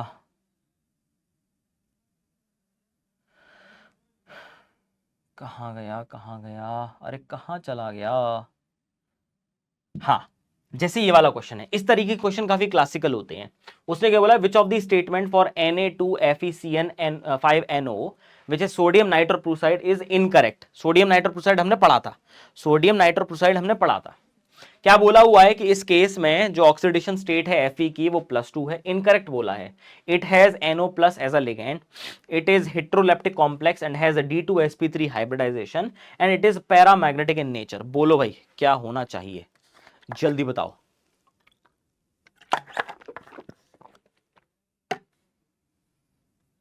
जल्दी बोलो, अरे जल्दी जल्दी बोलो। देखो CN5 तो है, मतलब स्ट्रॉन्ग फील्ड लिगेंड तो है हमारे पास, तो पेयरिंग के चांसेस तो हैं, पेयरिंग के चांसेस तो हैं। बट अगर मैं यहां पे ऑक्सीडेशन स्टेट Fe की अगर +2 लेता हूं, वो कब आएगी बेटा, तो 2 ये हो गया, +2 ये हो गया बेटा, +5 multiplied by -1 plus x is equal to 0, इसके हमने x मान ली है। तो ये कितना हो जाएगा बेटा, ये हो जाएगा आपका 2 दूनी 4 में से 5 गया -1, यहां से x कितना आ गया बेटा, ये +1 आ गया, x +1 आ गया। तो अगर Fe को +2 ले रहा हूं तो NO +1 होना चाहिए। चलो जी, ये दोनों डेटा हमारे मैच हो रहे हैं। हेट्रोलेक्टिक कॉम्प्लेक्स भी है, क्योंकि दो अलग अलग लिगेंड यहाँ पे दे रखे हैं, उसी को हम बोलते हैं हेट्रोलेप्टिक। होमोलेप्टिक कब होता है, जब सारे के सारे लिगेंड सेम होते हैं। तो हेट्रोलेप्टिक तो दिख ही रहा है। अब उसने बोला इट इज पैरामैग्नेटिक नेचर। अगर मैं Fe2+ की बात करता भी हूं बेटा, तो ये D6 कॉन्फ़िगरेशन होता है, और D6 हो गया बेटा, और पेयरिंग हो रही है, तो यहां पे आप क्या लिखोगे बेटा, ये तो कुछ ऐसी स्थिति हो जाएगी, ये तो 1 2 3 4 5 6 हो गया बेटा, ये तो सारे पेयर हो गए हैं। इसका मतलब यहाँ पे n की वैल्यू हो गई है 0, और ये आ गया है डायामैग्नेटिक, और ये आ गया है डायामैग्नेटिक। आई बात समझ में? तो इसलिए याद रख लेना कि यहां पर कंफ्यूजन होने के बहुत चांसेस होते हैं। तो ये पार्ट जो है सरासर गलत दे रखा है, ये भी सही है क्योंकि दो अंदर के ऑर्बिटल खाली हैं, तो इनर ऑर्बिटल कॉम्प्लेक्स बन जाएगा D2sp3, और ये क्या हो जाएगा, डायामैग्नेटिक होगा। तो ये वाला ऑप्शन सरासर गलत है। ऐसे क्वेश्चन कई बार पूछे गए हैं। अब ये क्वेश्चन अच्छे क्यों होते हैं, क्योंकि ये कोऑर्डिनेशन कंपाउंड से भी रिलेशन दिखा रहे हैं, और जो हमने सॉल्ट एनालिसिस पढ़ा था उससे भी रिलेशन दिखा रहे हैं। देख लो भाई, देख लो, ऐसे ऐसे हलवा क्वेश्चन है। जैसे ये क्वेश्चन है बेटा, sodium nitroprusside is used to detect S2- ion, बिल्कुल सही बात है, बेसिक मीडियम में, and gives a purple colour complex, ये भी हमको पता है, ये बनता है एक पर्पल कलर कॉम्प्लेक्स।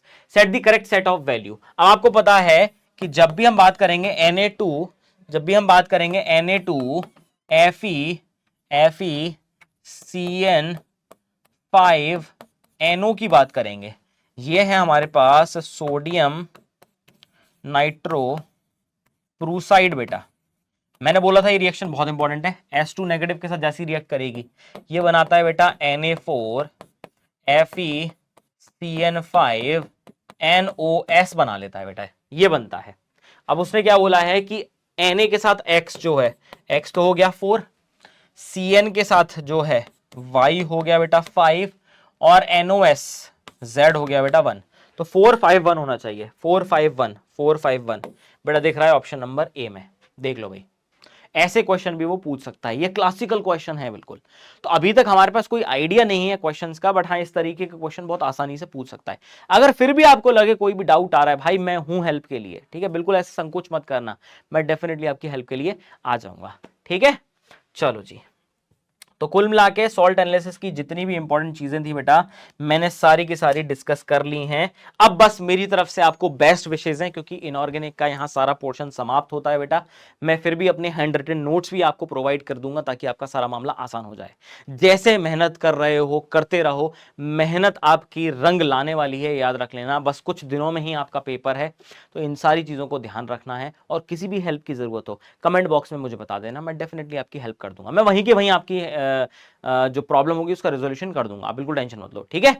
तो इसी के साथ हमारा सफर होता है यहाँ समाप्त बेटा नीट ब्रीफर सेशन का इनऑर्गेनिक केमिस्ट्री के लिए। और अच्छी तरीके से एग्जाम दो, मेरी बेस्ट विशेष आप लोगों के साथ हैं। जैसी मेहनत आपने की है डेफिनेटली अच्छा रंग लाएगी वो, बिल्कुल बेफिक्र रहना, अच्छे तरीके से पढ़ाई करना, और कोई भी ज़रूरत हो तो मुझे बता देना, ठीक है। मिलेंगे जब आपका रिजल्ट आएगा, तब रिजल्ट सेलिब्रेट करने के लिए हम ज़रूर मिलेंगे। तब तक के लिए bye bye everyone and all the best.